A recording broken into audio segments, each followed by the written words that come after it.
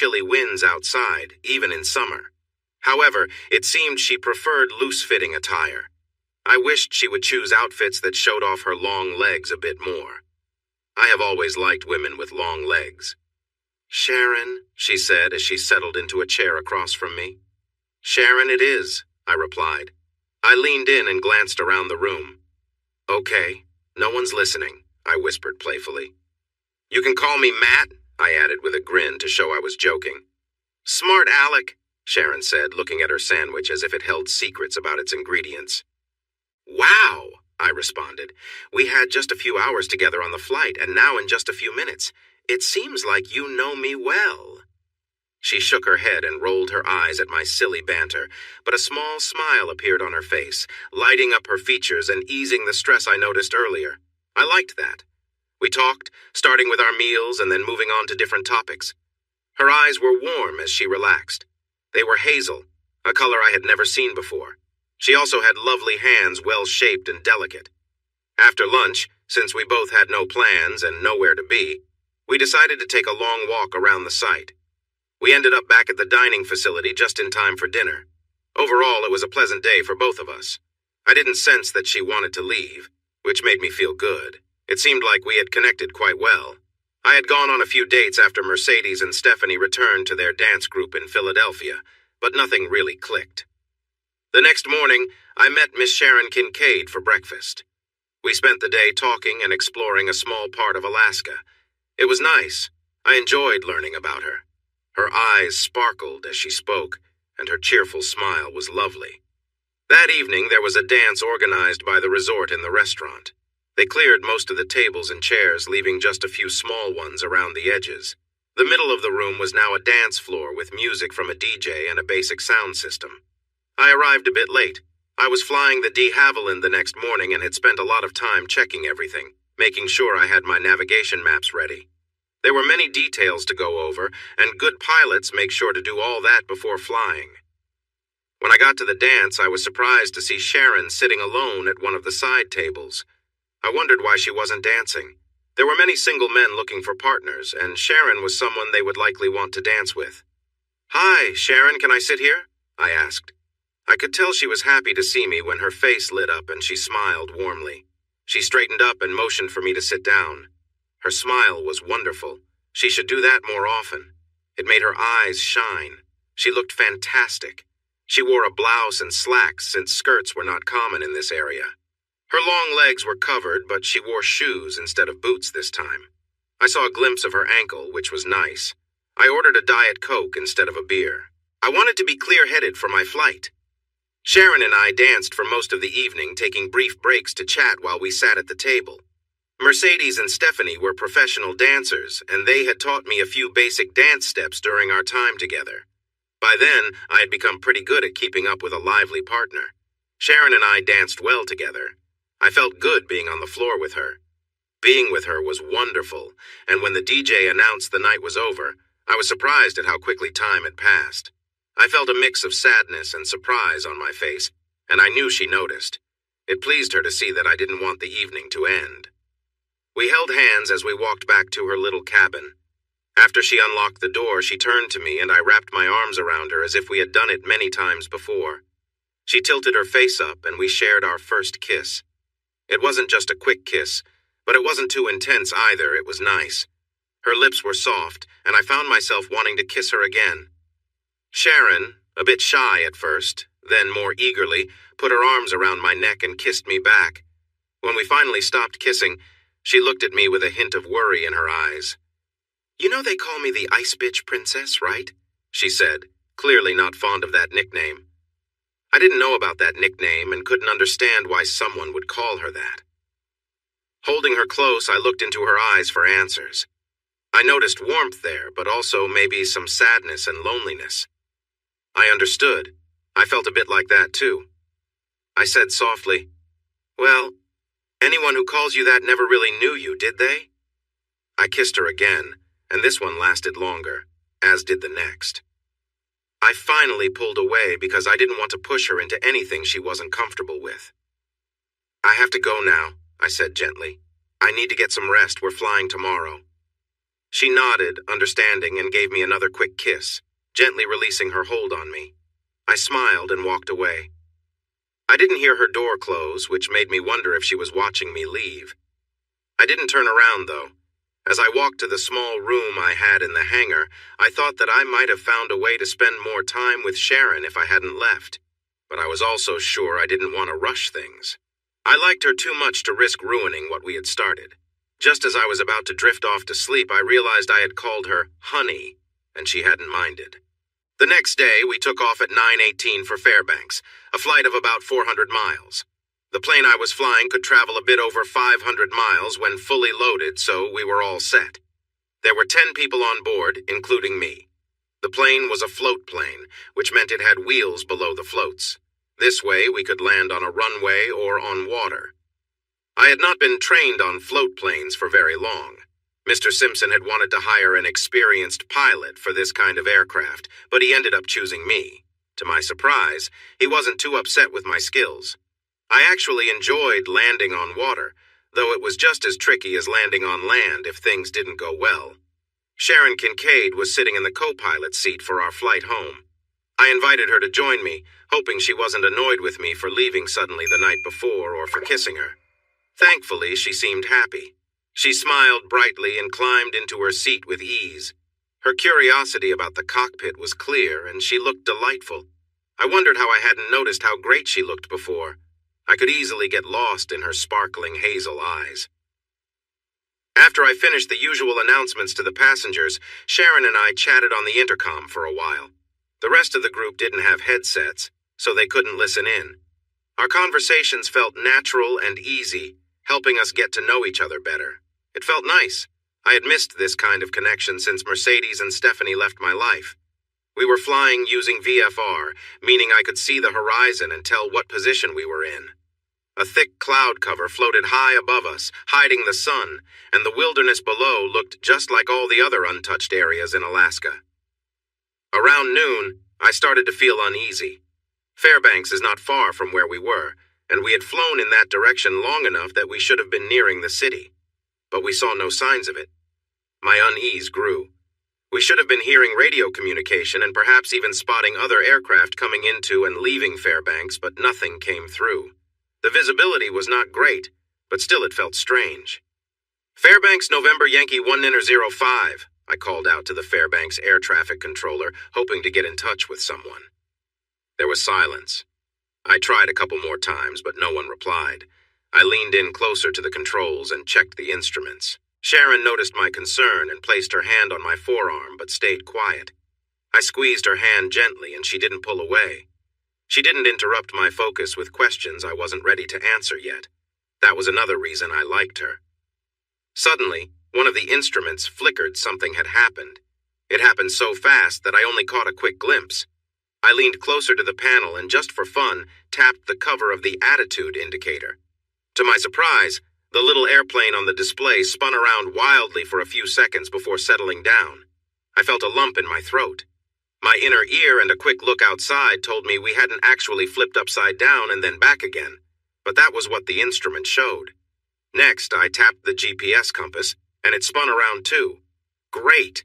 Some of my instruments were acting up, and I had no idea which ones I could trust, if any. The engine was running steadily, which was good, and the controls still responded to my inputs. But this old plane had no electronic systems, just mechanical ones.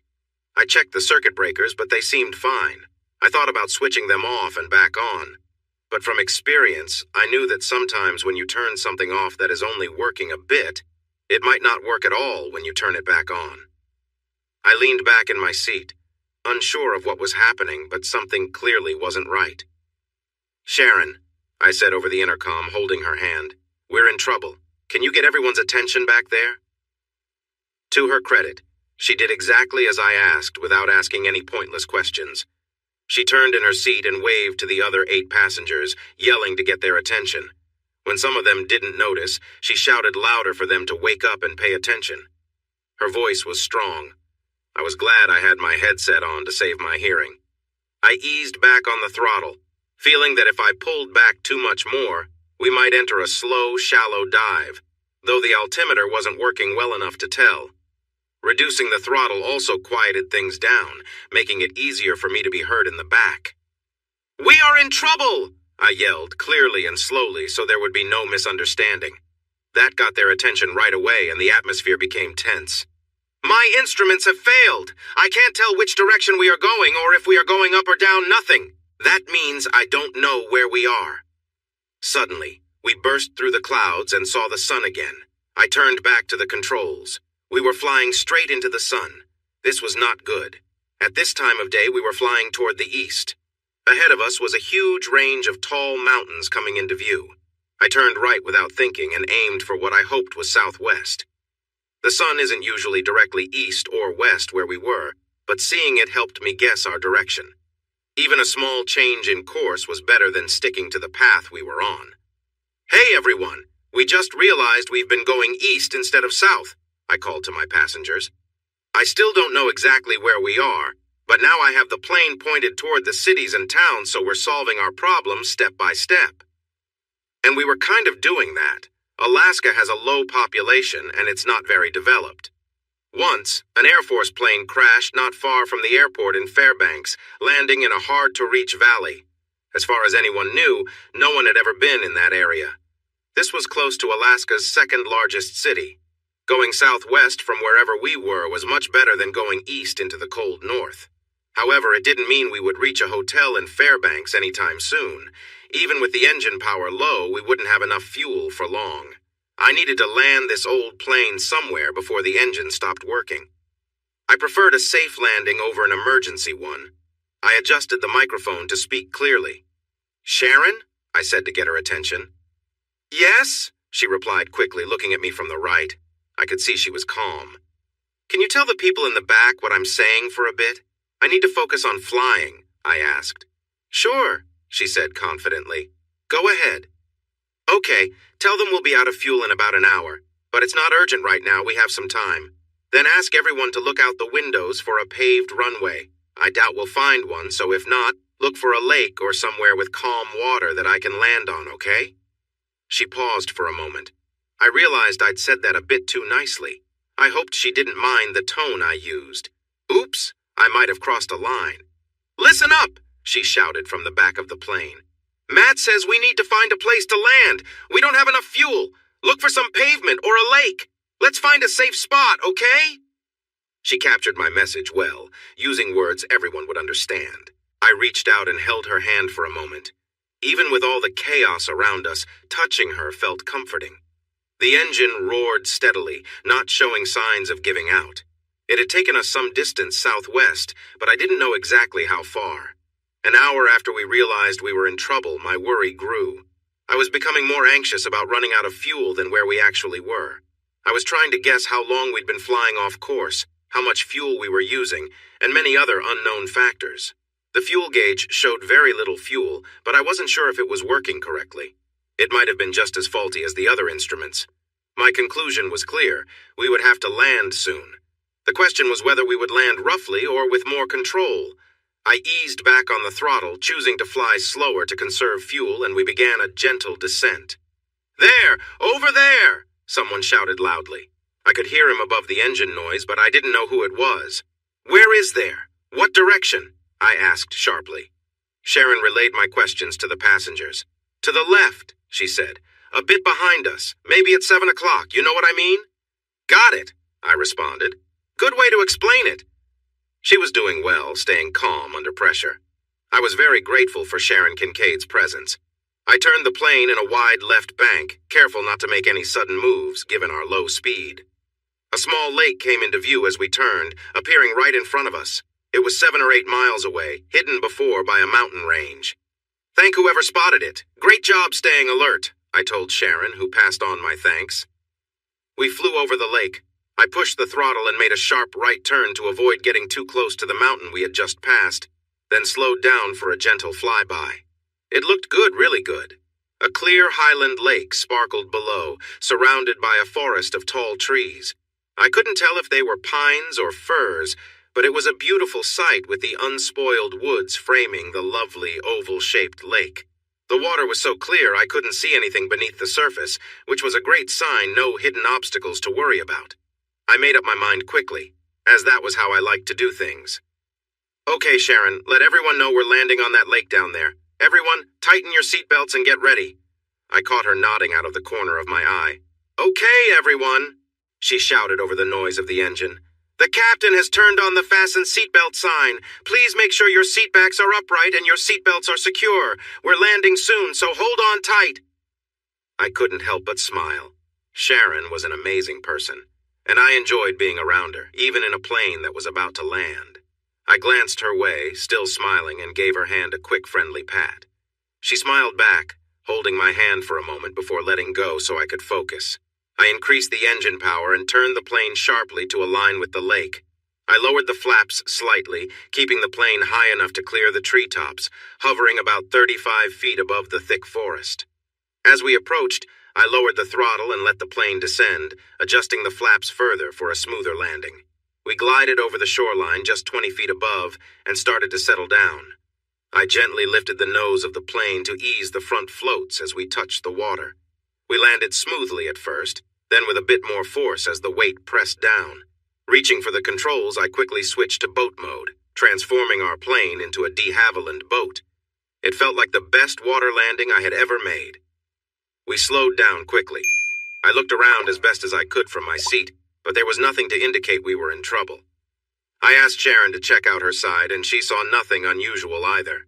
Cheers filled the cabin, and behind me there was a lot of celebrating. Sharon turned in her seat, sharing the excitement and high fives with everyone. We were all thrilled to be down safely.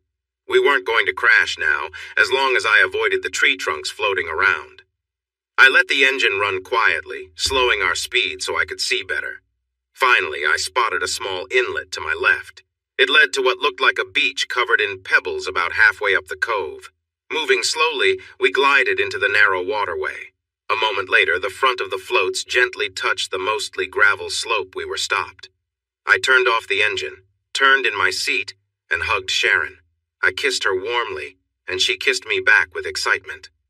So I kissed her again, more slowly this time, and she responded just as sweetly. I reluctantly pulled away from Sharon. I didn't want to stop, but there were things to do. I opened my cockpit door, stepped down onto the left float, and grabbed a short rope with an anchor from a storage bin. I secured the line to one of the landing gear supports and walked to the front of the float, careful to stay away from the hot engine parts. From there, it was an easy jump onto the gravelly shore. The pebbles were wet from the floats, but it was dry a short distance in. I pulled the rope tight, pushed the anchor into the pebbly ground, and stepped on it to sink it a little deeper. The old de Havilland was secure for now. We would make it better later. Looking back, I noticed the passenger door was open, and a man was carefully stepping down onto the left float. "Hey!" I called out. "Come on out and get on dry land. Try not to get your shoes wet, though." In 20 minutes, all 9 passengers were on land with me, trying to stretch or walk away the cramps in their legs. They had brought a few small bags with them, and we would move their larger luggage later. While everyone else was dealing with tight muscles, I climbed back up onto the wing, holding a dry stick. I opened the fuel valve and dipped the stick into the fuel cell. I sighed, closed the cover, and climbed down onto the left pontoon. The fuel barely touched the end of the stick. "Okay," I shouted to get everyone's attention. It might not have been needed, they were already watching me. "Are any of you ex-Navy SEALs?" A few of the men chuckled at that. "Army Rangers? Marine Recon?" I saw a few half-smiles as they watched me. "Does anyone have an uncle named MacGyver?" That joke didn't get a laugh at all. I shrugged. It was a tough crowd. "All right then, let's clear some things up." I looked at everyone, trying to make eye contact with each person. The not-so-good news is that my tools stopped working, and I don't know when that happened. This means I can't tell where we are or where the nearest town is. The batteries in the plane are fully charged, but the radio is broken and I can't fix it. Does anyone here know anything about electronics? No one raised their hand. Okay, does anyone have a satellite phone? Nope.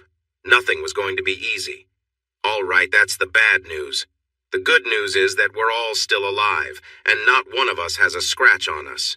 Second, all bush planes have a survival kit in their tail section, and I've made sure we have all the usual supplies, plus some extras that should help us a lot, I told them. We've got flares, a bit of freeze-dried food, and survival gear like traps for small animals and nets for fishing. I also carry a gun for protection, and I have a rifle too, so we can rely on nature and take care of ourselves while we wait for rescue teams to find us. Everyone thought about this for a moment. I didn't mention that the chances of a rescue team finding us were very slim. After hours of flying over the same empty Arctic landscape, I knew we were off course. Anyone looking for us would start along our planned route and search a bit on either side. They would need to go slowly. It's nearly impossible to spot a small person or even something the size of our plane from the sky. I was quite sure we were truly lost, completely off the map. I decided to let everyone adjust to the wilderness for a couple of days before letting them know we might have to walk out and find help ourselves. We kept busy. We set up 2 anchor lines, looked for useful items in the plane, and scouted the area, which took most of the afternoon. Before we knew it, evening was upon us.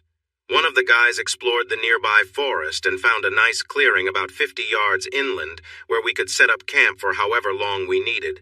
We left the old otter where it was. It would be fine. At our new campsite, there was a small, slow-moving spring nearby with icy cold water. Downhill from the camp, we dug some holes to use as bathrooms. I sent everyone except Sharon to gather fallen branches and wood for our fire. Sharon and I worked together to clear a section of the forest floor, making it tidy and free of dry pine needles and other plants. Then we gathered rocks from the edge of the lake to create a safe fire pit. I had a steel and flint fire starter in my survival gear, along with a pack of 6 colorful plastic lighters and 2 larger lighters with a camouflage design. I opened the packs and gave out the lighters, reminding everyone to keep them in a secure pocket. Being able to start a fire at any time would be really helpful for us. I used the camouflage lighter I saved for myself to light our first fire. We had 2 small, collapsible aluminum pots for boiling water and enough freeze-dried meals to last us for several days. When the sun went down, it got very dark. There were no street lights or city lights nearby. We felt far away from everything. The fire was comforting, creating a warm circle of light around us. We huddled together to talk and get to know each other better, slowly becoming a team. We were no longer just travelers. We were a group working together to survive. I spoke up. All right, if everyone is okay with it, let's introduce ourselves and share a bit about who we are. I only know you as names on a list, and you only know me as the pilot in a cowboy hat. I smiled and took off my hat. So, I'll go first. I'm Matthew Singletary, but you can call me Matt. I'm from Texas and have been flying since I was a teenager, thanks to my uncle. I came to Alaska to fly the small planes that serve the remote areas. I used to run a business before coming here, but I left that life behind and don't miss it at all. I pointed to someone nearby. Hi, I'm Parker Anderson, he said quietly. I'm a Baptist minister from Omaha, Nebraska. He paused as if he was finished, and I guess he was. And I'm Michelle Anderson, said the short brunette sitting next to him with a friendly smile. I run everything in Parker's ministry except for the sermons. This brought some laughter. It was a light moment, and both Michelle and Parker smiled, clearly enjoying their shared joke. The others introduced themselves next. April and Ryan Delaney were from Waycross, Georgia, where Ryan owned a small business for the logging industry. April worked as a hostess at a nice restaurant. Lyle and Penny Martin came from Albuquerque, New Mexico. They both worked in banking. They met at a bank where Penny worked as a cashier and Lyle was a loan officer. Spencer and Wendy Carlisle owned a successful river rafting business in Colorado. I'm Sharon Kincaid. She introduced herself when it was her turn. I live in Anchorage. I only do some volunteer work here and there, she explained. People call me the Ice Princess, but that's not true. I'm just very selective about who I spend time with. She looked around the group. I think I'm going to like everyone here. No foolishness at all.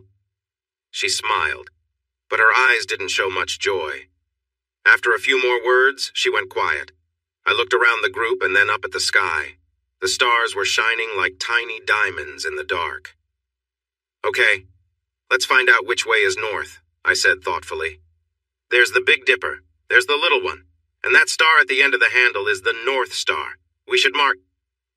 Sharon was pulling a long, straight branch and laid it down near the campfire. I took a shorter stick and made small marks in the earth to show east and west. In the morning, we would know roughly where we needed to go. After talking for a while, I collected some small branches to prepare for my sleeping bag. Sharon returned to the firelit area and watched as I set up my gear a few yards away from her tent. I had a sleeping bag made for cold weather in my survival kit, but I didn't have a tent.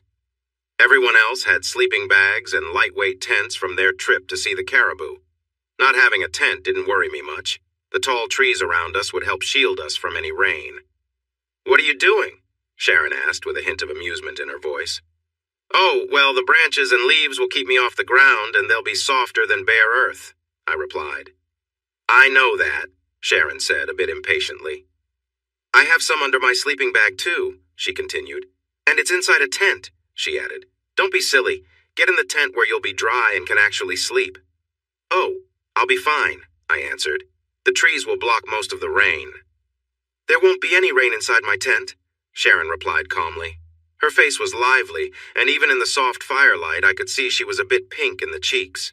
Her eyes were wide as she dealt with someone she had previously called a fool. With her hair blowing softly in the gentle breeze, she looked beautiful.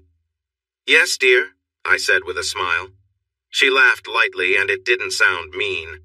A small smile appeared on her lips. I picked up my sleeping bag, walked to her tent, and put it inside. I sat down on a tree limb to pull off my boots, and Sharon had already removed hers. She crawled into the small tent, making herself comfortable. As I started to climb in, she tossed my sleeping bag back out.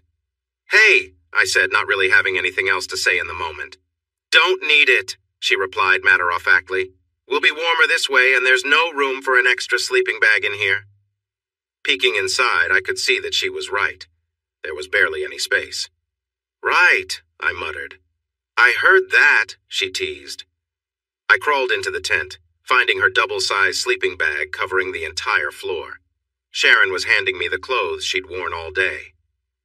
"Could you hang these outside on a branch or something?" she asked. Without saying much, I took her things and draped them over a low limb nearby. I turned back as she called my name one more time. "You should hang up your jeans and that itchy shirt, too," she added with a smile. "Everything works better for warmth this way." I understood enough to know that layers work better up close, and it was getting cooler out here. I slipped off my jeans and shirt, leaving on my socks and boxers, and crawled into the tent as quickly as I could to stay warm. After a moment, I tossed my socks outside too and zipped up the entrance. I adjusted myself on the sleeping bag floor to find her already settled, turned to face me, and offering a comforting, warm smile. "Come on, Matt," she said simply. I slid into place next to her. She pulled the sleeping bag cover over both of us, turning slightly so we could share the warmth. She reached behind me and pulled the sleeping bag up to cover us. I lay on my left side looking at her while she faced me from her right side. We were close to each other, as if we had been doing this for a long time. Her arms rested around my neck. We spent a few minutes sharing soft kisses that felt nice without being too intense. My left arm was under her neck and my right arm was around her shoulders. "You know," she said quietly, "if you had asked me in a better way last night, you could have joined me in my sleeping bag." I wasn't sure what she wanted to hear, so I told her how I felt. "I want our first time to be something we both choose when we know it's right. We probably won't need any special words for that," I replied softly. Sharon propped herself up on her elbow and looked into my eyes in the moonlight. She seemed to find what she needed. After a gentle kiss, she lay back down with a happy sigh. We slept peacefully in each other's arms and woke up in the same position, sharing more kisses. "Hey, Matt, what should I do with this big box?" Spence called out. He preferred to be called Spence instead of Spencer. He was in the back of the otter trying to save anything useful from the inside of the airplane. At first, I wasn't sure what he meant. Then I saw him lift a large package from the last seat in the cabin. It looked somewhat heavy. I adjusted the weight on my hip. A lot of people in Alaska carry items for protection, but I was still getting used to it. "I have no idea. Bring it here and let's see," I replied. I recalled that the box was given to me to deliver to an old friend at a drilling company in a nearby area. When I tried to reach him, I learned he had already left 3 days before I arrived, so now I needed to bring the box back with me. When Spence opened the package, we found it filled with bars of soap and toothpaste. We divided the items and added them to our backpacks. On our second day, we continued to settle into our new spot in the wilderness.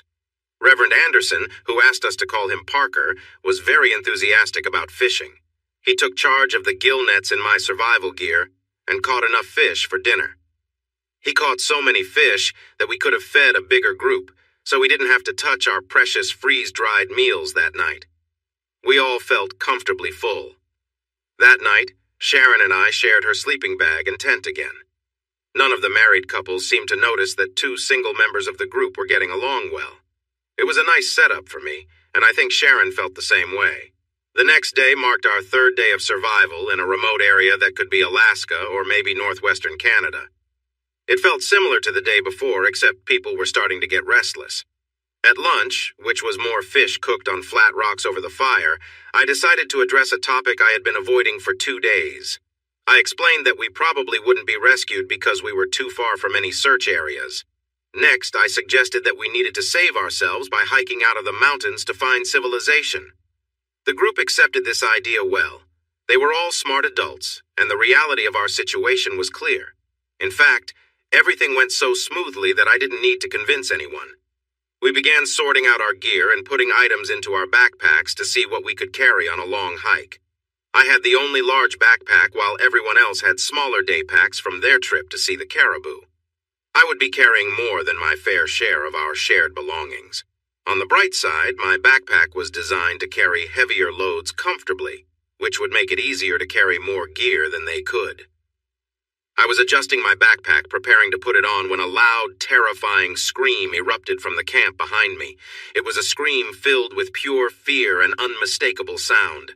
I quickly let my pack drop, unbuckled the strap holding my revolver in its holster, and took it out as fast as I could. There was a bear just outside the camp, not a small black bear, but a large grizzly, around 8 feet tall and very heavy. It was moving into our camp between Sharon's tent and the Delaney's colorful one, casually wandering until the scream startled it. The bear stood up on its hind legs and sniffed the air, seemingly not pleased by the smell.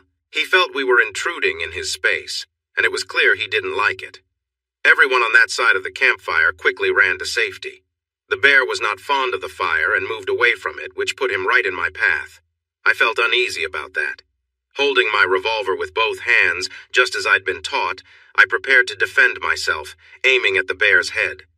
Anywhere else, he would just keep coming no matter what. Shooting at his head wasn't much better. It felt like bouncing bullets off a tank, and it only made him angrier. He opened his huge mouth and let out a loud roar, and that gave me a brief moment to act. I had heard that grizzlies could be taken down if you hit them in a vulnerable spot, like the eyes. I aimed for his open mouth, hoping to hit a tooth with my .357 bullet that could reach his brain and stop him. His head was moving, which made it hard to aim. He took all 6 shots from my pistol, and I quickly backed away, opening the cylinder to search for loose bullets in my jacket pocket. Suddenly, Sharon handed me the rifle from my survival gear. She took my pistol at the same time, her hand rummaging in my pocket as I turned with the rifle. The Remington 700 is a bolt-action rifle, so I couldn't shoot as fast as before, but when a .300 Magnum hits something, it causes serious damage even to an 8-foot-tall grizzly. The first shot hit the top of his skull, and the second one chipped a piece off his forehead. Since I couldn't hit his mouth, I aimed the third bullet at his chest, which rocked him back. He wobbled slightly, touched the wound, yet kept coming. I dropped the magazine. I didn't have another one ready. There was a spare in my backpack, but I doubted we had time to grab it. I needed to load some bullets in the magazine I had and hoped he would back off while I did. Sharon handed my revolver back and took the rifle. I moved closer, taking a few steps forward. Mr. Grizz noticed and adjusted to face me. I knelt on the forest floor to aim upward. Out of the corner of my eye, I saw Sharon beside me, ready with the rifle. She must have found the spare magazine and reloaded. I needed to shoot carefully, focusing on my aim and taking my time. I squeezed the trigger as the big bear slowly moved closer. I believed the bullet hitting near his heart would be deadly. It just wouldn't be quick enough. My next shot went in right at the upper gum line and angled upward, hitting just as I needed it to. The grizzly collapsed, his brain incapacitated. The large animal dropped heavily to the ground, landing about 12 feet away from where I was crouched. An hour later, we decided to pack up and leave the campsite behind for good. I mentioned it as an option, but everyone quickly agreed, and we began packing up right away. The bear had been bleeding for a while, and though my earlier shots didn't stop him immediately, they caused enough injury that he left a trail of blood around the area. The scene was a mess, with blood pooling under the bear and splashes of it marking the ground around him. It was clear that scavengers would pick up on the scent soon, and none of us wanted to stay around to find out. We took down our tents and stowed them on top of our backpacks, just as we'd practiced. All our other supplies were packed away or tied to our bags. Without lingering, we started moving southwest, heading toward a peak visible on the horizon. We kept moving until the sun dipped low in the west. After stopping for an hour, we built a small fire to boil water from a nearby creek. Once the water was ready, we poured it into our freeze-dried food packs for a quick meal. After we finished, we put out the fire and continued walking for another hour until the fading light made it hard to see where we were stepping. As darkness set in, we cleaned up as best we could in the creek, the soap from our supplies helping to lift our spirits a little.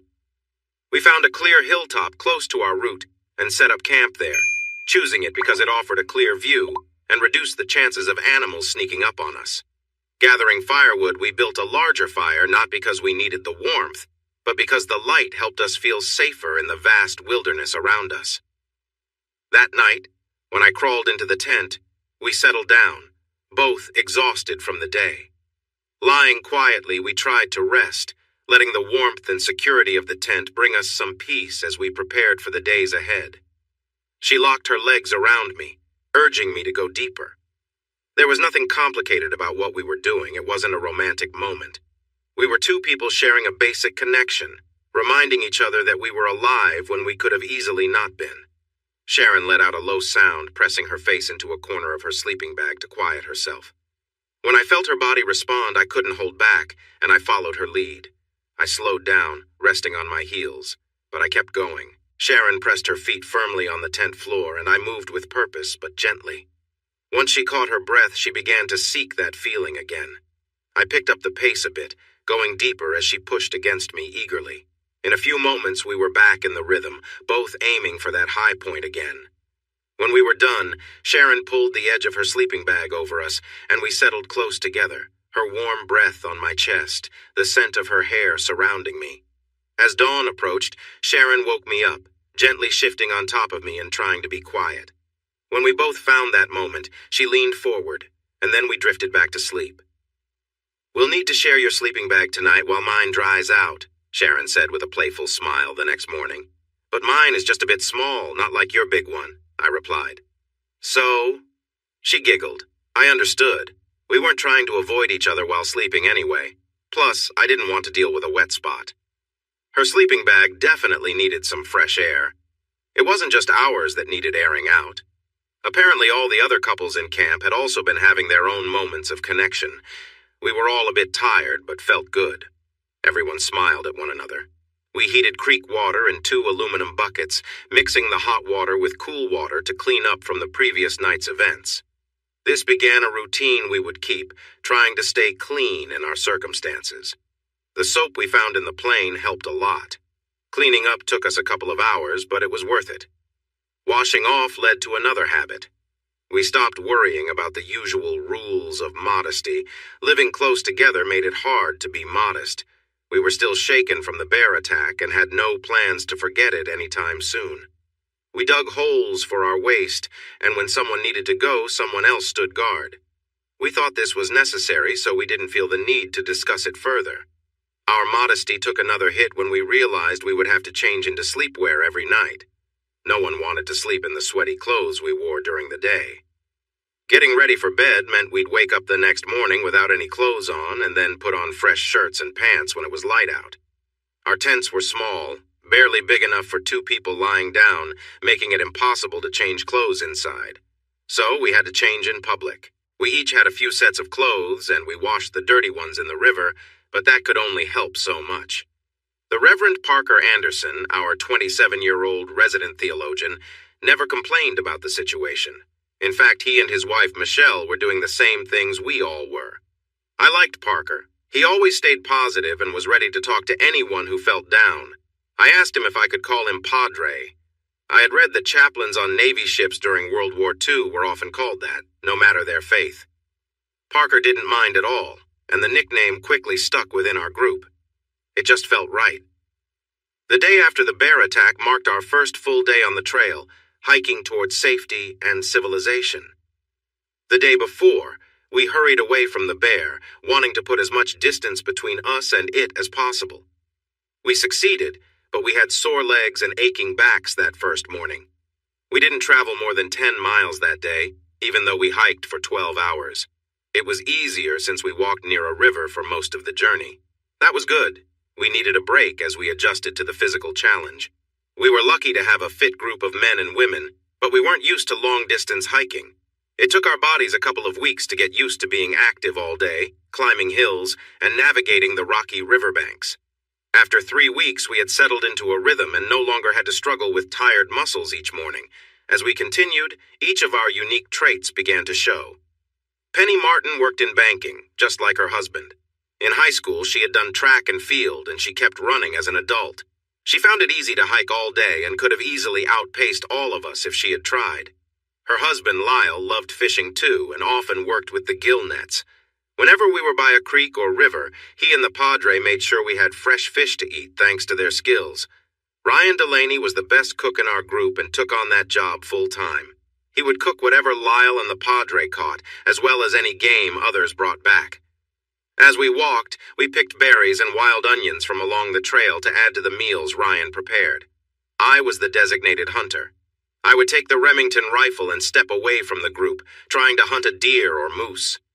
I started with 30 rounds and had already used some, so I was very careful with the rest, aiming to get as close to my target as possible. Sharon became our camp guard, usually carrying my .357 Magnum to accompany people to the latrines we had dug or to keep an eye on those gathering berries. Everyone found ways to help out as we worked toward our shared goal. About a month into our journey, I was out front with the rifle, hoping to find a deer or moose for dinner. We wanted to smoke some meat to take with us, so I was also searching for firewood. I followed one of many game trails that twisted in all directions. As I moved down a ridge, I spotted 2 healthy deer about 100 yards away, seeming to lick at a rock. I was downwind, creeping low and slow so they didn't know I was there. The larger deer raised its head to look around and I froze, worried that I might have scared it. Crouching behind a small boulder, I had a clear view through my scope and knew just where to aim. The big deer took a few steps toward me, and I stayed calm. I took a deep breath, exhaled, and gently squeezed the trigger. The loud shot echoed through the mountains. The big deer fell, not moving after hitting the ground. The smaller one bolted away. I could have tried to shoot it too, but it would have been risky, and we didn't need more meat at that moment. With only a little bit of supplies left, I didn't want to waste anything, so I decided not to shoot. I walked down the slope to the dead deer and took a closer look. The rock it had been licking was a few yards away, untouched by the mess from its death. Then it hit me. I remembered something from an old TV show. Just like people, wild animals need salt, but there are no easy ways to get it in the wild. Animals have to find the minerals they need naturally. We ended up carefully scraping parts of the salt deposit with our knives and used a hatchet to break off bigger pieces. There was a lot of mineral residue in the soil around us, but we left it there. We gathered enough to give everyone a pound or two to carry. We didn't really know how much we would need, but it seemed smart to take extra instead of running out. The salt made the food that our chief cook, Ryan Delaney, made taste a lot better. The salt added to our load, but we accepted the heft because of the taste it added. For a while, we had been trying to lighten our packs. Sharon and I were sleeping under a rain fly that had been over her tent. This way, we didn't have to carry the weight of the tent and rain protection. We had gotten rid of my sleeping bag and were only using her larger one to save more weight. Everyone else was doing the same. We kept all of the supplies for my 2 guns, a couple changes of clothes, and now the salt, but everything else was optional. We were becoming a tight group of hikers moving through the wilderness. "Do you have something to say to me, Matt?" Sharon asked softly one cool night as we sat together in the dim light. "Maybe 3 little words?" she joked. We had been getting closer over time. We had shared moments before, so we were getting to know each other in a different way. We talked almost all the time, sometimes forgetting the others were there, and spent an hour each night softly conversing in our sleeping bag. Well, I thought. Oh, I know. It's going to rain? Oh, wait, that's 4 words. I looked out at the twilight visible beneath the rain cover. Oh, I know. It is raining. Yes, that's 3, I teased back. We were close together, and I was cuddling against her back when her elbow playfully bumped my side. Try again, she said with a smile. Oh, I'm not sure, I replied, wishing I had some protection for my ribs. I rubbed the spot where she had nudged me. Well, there is, no, I couldn't say that. What? She asked impatiently. I was just thinking. I could say I love you, but you already know that. It would not be anything new for you to hear. I don't know how she managed to turn towards me so quickly, but she did. Say it again, she urged softly after a quick peck. I love you, Sharon Kincaid, I said to her. This time the kiss was gentle and longer, filled with warmth. I love you, I repeated. I really enjoyed these kisses. They felt like everything I needed. Why haven't you said that before? She asked. Why didn't you? I replied, sending the question back to her. She leaned close for another sweet kiss. Because the boy has to say it first, she said with a giggle. Are you serious? Here we are in the 21st century and you can't say, I love you first? I asked in disbelief. Nope, she replied firmly. It has to be the boy. Well, I said it now, I pointed out, and you still haven't said it to me. She pressed her lips against mine and climbed closer, wrapping her arms around my neck. I love you, Matthew James Singletary, she said softly and kissed me again. I love you so much. For a while we didn't say much, but we understood each other perfectly. Eventually she lay beside me, snuggling into my chest, our legs tangled together. I have 4 more words to say, I offered gently. They come right after those 3. What are they? She asked sweetly. How about I love you and will you marry me? Sharon was a strong woman, and after our time together she seemed even stronger.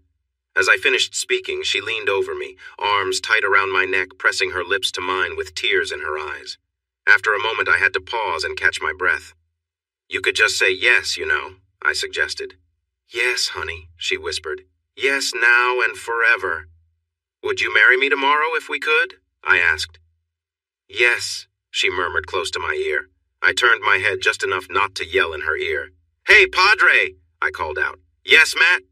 Can you marry someone without a marriage license? I asked. He hesitated for a moment. I think so, and it would be recognized by God, but you might need to check with the laws in Alaska. How about you marry Sharon and me tomorrow? I'll pay the fee when we get to the next town, okay? Okay, Padre replied. Right after breakfast, I said, confident he could hear my smile. Finally, someone commented. I think it was Spence Carlyle. His wife, Wendy, was a lively woman who often reminded him to be polite. Early the next morning, after a breakfast of leftover deer from the night before, Padre held a small ceremony uniting Sharon and me in marriage. We were on a ridge, overlooking a river valley with snow-covered mountains behind us. It felt like a sacred place. I gave Sharon a wedding ring I'd carved from a piece of pine using my pocket knife.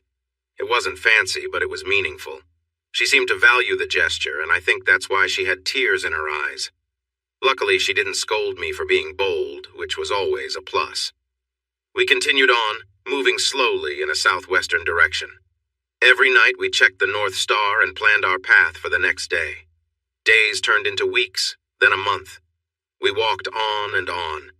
I lost track of how far we traveled because we often had to go around steep rock faces, avoid tricky mountain slopes, or find safe spots to cross rivers. There was always an obstacle in our way. It was mid-August. Our plane had landed in early May when we arrived at another wide river. It was too deep to walk through, so we needed to build a raft to cross. We had done that twice before, so we knew what to do. We just needed to find the right logs. Logs are heavy, and carrying them is challenging. We needed to look for a spot where the trees were close to the water to make it easier. I turned my back to the river to look at the trees behind us. I was almost convinced we might need to move further up or down the bank to find better logs when Sharon gasped. She hurried around behind me, reaching into a pocket on my backpack. "What are you doing?" I asked. She didn't answer. She unzipped the pocket, pulled something out, and dashed toward the riverbank. I turned to see what she was up to. There, not 50 yards away on the river, was a small boat, about 20 feet long, painted bright blue and gold, like the Alaska State Troopers' colors. The person steering the boat had likely seen us. We stood in plain view on the bank, but I wanted to make sure. I pulled out my .357 and fired 3 quick shots into the air behind us. I thought the loud sounds would definitely catch the man's attention. Sharon made sure of that. She pulled out the flare gun I'd been carrying since we left the float plane on that distant lake. She aimed at the nearby patrol boat and fired almost straight ahead. The bright red flare shot out, heading straight for the small boat. The pilot saw us and the flare very clearly. The loud noises made him more alert, and the bright flare showed exactly where we were. He waved and turned the boat towards the shore where we were waiting. Then he realized the flare was coming down, right towards his boat. He saw it getting closer. At the last moment, he ducked down to avoid it. The flare went over the boat by several feet, but he couldn't know that when he needed to make a choice. "Hey, stop that!" he shouted when he came back up. "I see you! Give me a minute to get there!" We all laughed on the riverbank. It felt great to laugh about something good happening after so long. I hugged Sharon tightly, kissing her joyfully. The Alaska Wildlife Trooper, that was his job title, made a long call to his boss, using his satellite phone. I noted to myself to get one of those for emergencies away from the city. Trooper Adams shared our names and details with his supervisor while I guided him. He arranged for a large helicopter to bring us back to Fairbanks. It turned out our journey from the wild to the town wasn't too bad. Even if the trooper hadn't found us, we would have come across roads to small towns soon. Those roads would have been just a few days away along the river. That felt good. We were just a normal group of people, but we had done something amazing. We had saved ourselves. Sharon once mentioned her father had some money, but I never asked how much. It didn't really matter to either of us. It seemed her father had quite a lot of money, and his property helped us right away. He owned a large, nice hotel just outside Fairbanks. After the state troopers were satisfied with the initial report about my plane landing and how we managed, we got a ride from a kind secretary in their office who lived near the hotel. As we walked into the lobby, we instantly felt out of place. Our clothing was worn out and a bit ragged, and we smelled pretty strong. Out on the trail, we blended in because everyone else was in the same boat. But in this fancy hotel lobby, we clearly stood out. We paused for a moment, trying to figure out how Sharon would reach someone in her father's business world. It was the second day of September, and we had been missing, presumed dead, for almost 4 months. We weren't quite sure how to say we were back and ready to live again. Sharon solved that problem quickly.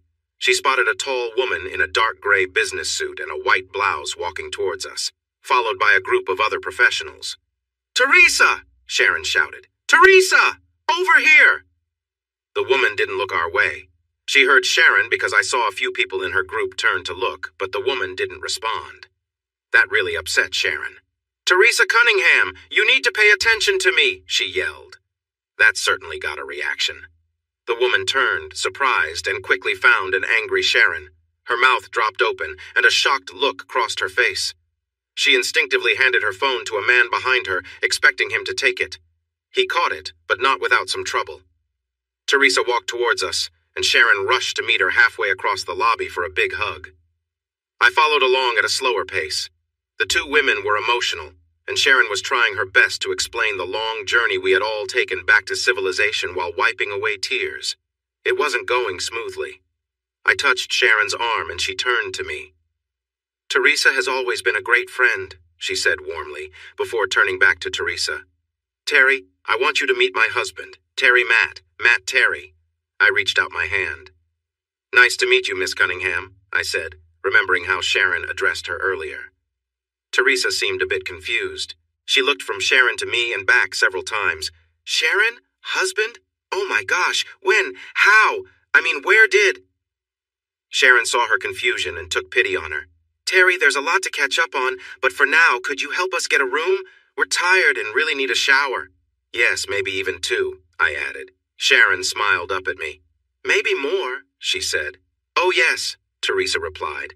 I couldn't tell if she was reacting to our strong smell or to Sharon's suggestion.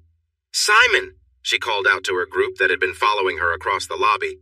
Put Sharon Kincaid, put Mr. Kincaid's daughter and her husband in the penthouse. Now!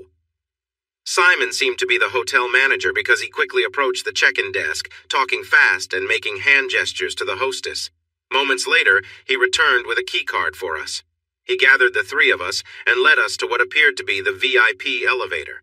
Before the doors opened, he swiped the card on a device next to it.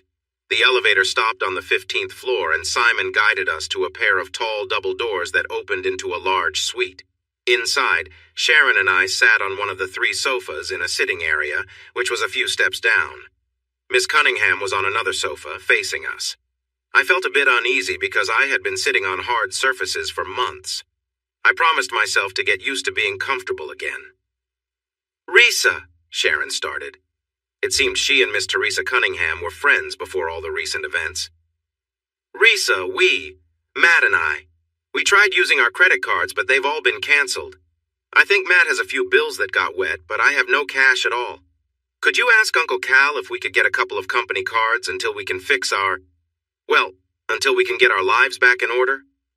"Oh," Sharon added, "and I need to call Mom and Dad to tell them I've returned home." Teresa went bright red. "Of course, dear," she replied quickly.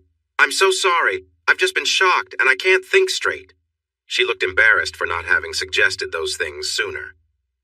"Here, sweetie," she said to Sharon, handing over her phone. "It's unlocked. Your parents' numbers are saved. While you talk to them, I'll call Cal and get things started, okay?" Sharon took Teresa's phone and scrolled through the contacts to find the number she wanted. This left me and Miss Cunningham looking at each other. We studied one another for a moment. Teresa Cunningham was a striking woman, probably in her early 40s. She had dark eyes and calm features. Her raven black hair was almost shoulder-length, framing her kind face. I guessed she was a high-ranking executive based on her confident presence. I leaned closer to her while Sharon was on the phone with her mother. "Miss Cunningham," I began. "Please, call me Teresa," she said with a warm smile. "Then I'm Matt Matthew James Singletary, to be exact," I replied with a smile of my own. "If I may. Could we, Sharon and I, is there any way to get a line of credit or something from the shops on the lower level? We'd gladly pay it back as soon as we can. We both really need some clean clothes. We're starting to feel uncomfortable, not just for ourselves, but for everyone around us." "I'm sorry, Matt. This is so frustrating. I'm better than this. I'm just in shock." She stood up and walked to a small table by the door. She picked up the house phone. "This is Miss Cunningham," she said when the front desk answered. "Do you know who I am?" "Good. Do I need to ask for Simon Humphrey, or can you help me?" "Great. Could you please find Mr. Charles and Miss Reardon and have them come to the penthouse right away? Also, can you arrange for lunch to be sent up for 3? Something big, please, big portions, all right?" She looked at me and raised an eyebrow. "Big portions? For 2 very hungry people," I joked with a smile. "And lots of drinks. But no plain water.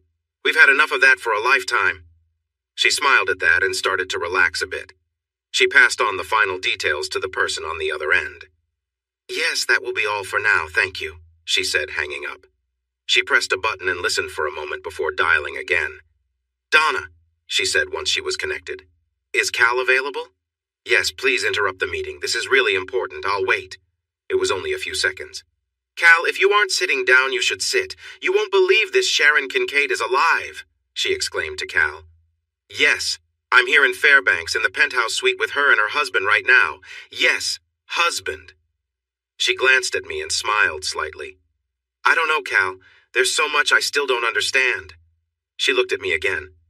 "Maybe temporary credit cards or a cash advance?" I suggested quietly. She nodded in agreement. "Cal, can you arrange for a couple of corporate cards for Sharon and her husband Matt Singletary to use until their personal cards are back?" "Yes, Singletary. Matthew Singletary. Perfect. And can you have them delivered by courier? That would help. Oh, can you also call Mr. Kincaid and share the news? Awesome. No, that should be all for now. Thanks so much, Cal. Goodbye." "Hi, Mom?" Sharon said into Teresa's phone. There was a long pause. "Mom?" She waited a moment more, then pulled the phone away from her ear and looked at the screen. "Mom?" she asked again, then sighed loudly. "Hello?" She looked at me, clearly confused. She answered, Sharon explained, and then there was just silence. "Hello?" Yes, Jenny, it's Sharon. Yeah, yes, it's me. We all just walked out of the mountains after the plane crash. She fainted. Mom fainted, Sharon told us quietly, while she listened to the distant voice. When I was about to say something about her comment, she waved her hand at me and stuck out her tongue with a smile. Since our return to civilization, I had been getting increasingly annoyed when people called what happened a crash, because that was not the right word. Sharon knew it was bothering me.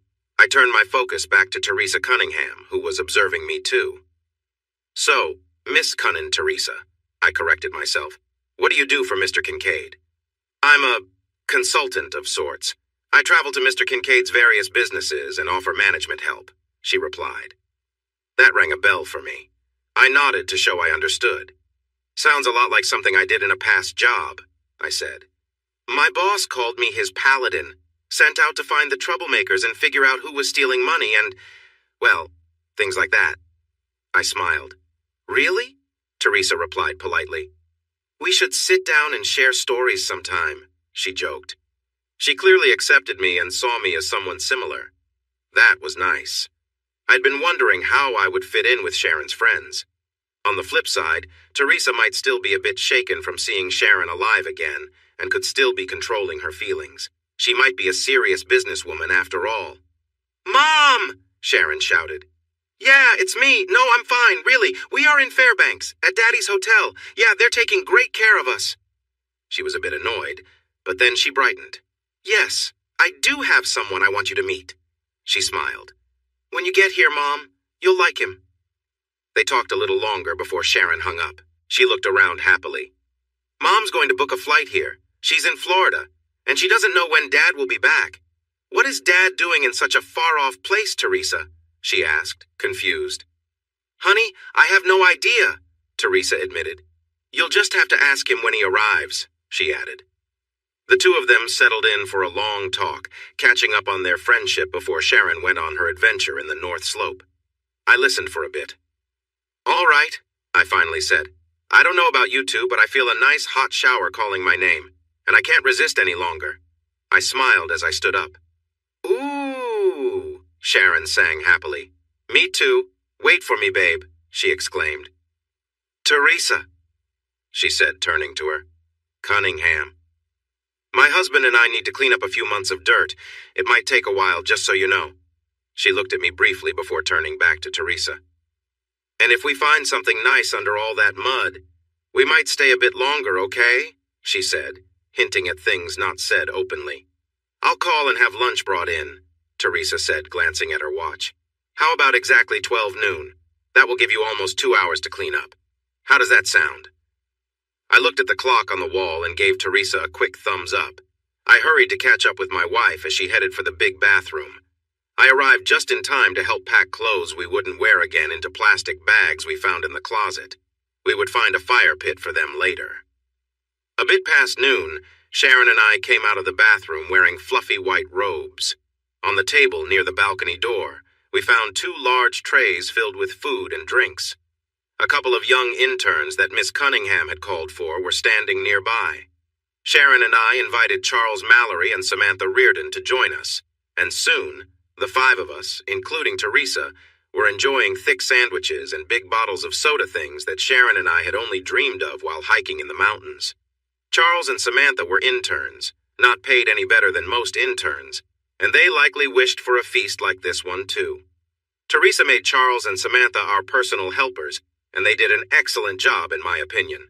They quickly found my parents' location and phone number because I didn't have it. Mom and Dad was just a contact on my old phone, and all I had to do was press the little green phone icon to reach them on my now disabled phone. Sharon and I, along with everyone else in our survivor group, were considered dead by the authorities. Once the paperwork declared us deceased, it was hard to get back to normal life. I talked to my surprised parents and arranged for them to come to Anchorage. They needed to find a place to store their large RV before heading this way. Teresa had upgraded their tickets to first class without telling me. Teresa took on the role of our guardian, doing small things like the ticket upgrade for my mom and dad. Generally, if Charles and Samantha couldn't get something done, Teresa would handle it. She managed to push through many mid-level managers at Kincaid Business, getting things done efficiently. She had a team of 3 lawyers from Kincaid working on fixing the records of our group's deaths in whatever system needed changes. In just a day and a half, I had a new phone with all my contacts restored from the cloud. I was once again a pilot recognized by the federal government, my Alaska driver's license was updated, and my bank accounts and credit cards were back in use. Everything was in order. They even brought tailors to measure me for a whole new set of clothes. I complained a bit. First, I could pay for what we needed myself.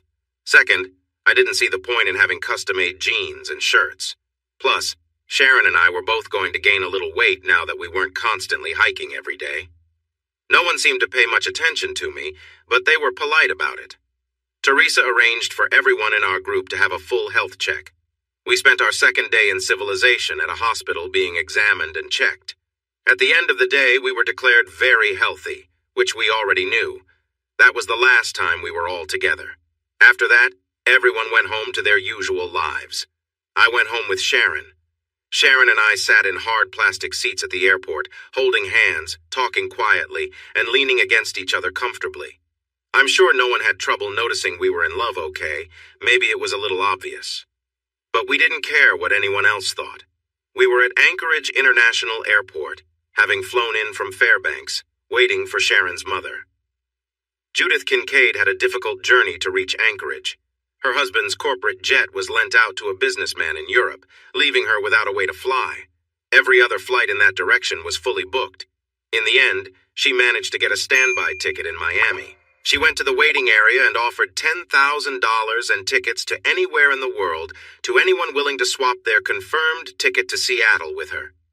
A family of 6 from Galveston took her deal and decided to change their plans to fly to California and Disneyland instead of Seattle. It seemed like a good decision to me. Finally, I saw my future mother-in-law's plane arriving on the tarmac. It was displayed on the monitors showing flight numbers and gates. I couldn't wait. This was going to be a joyful moment. I was trying not to feel sick. Sharon was excited, whispering to me about how much I would love her mom and siblings.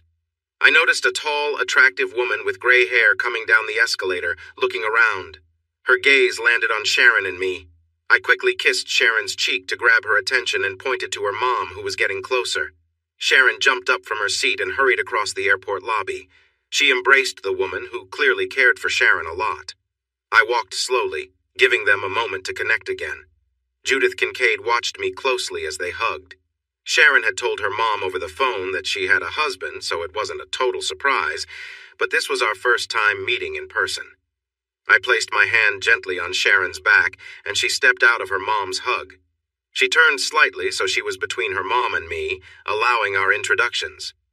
Mom, this is my husband, Matt. Matt, this is my mom, Judith, but she likes to be called Judy. Mrs. Kincaid, I said with what I hoped sounded friendly. I figured she had many questions about how her daughter came home with a stranger. Judy, please, she said with a warm smile. I felt relieved that she was welcoming and not upset. I'm keeping him around, Mom, Sharon added with a grin, in case I run into something big and need help. She pointed at the large stuffed polar bear in the lobby. It wasn't a grizzly, but I understood her mix-up. Meeting her mom with a surprise husband was probably stressful for her, too. Judy looked at the bear and then back at her daughter, looking curious. I have a feeling there's a story there, she said. Just then she noticed a driver in uniform approaching. Can we continue this at home? She moved past Sharon and gave me a quick kiss on the cheek. That was a good sign.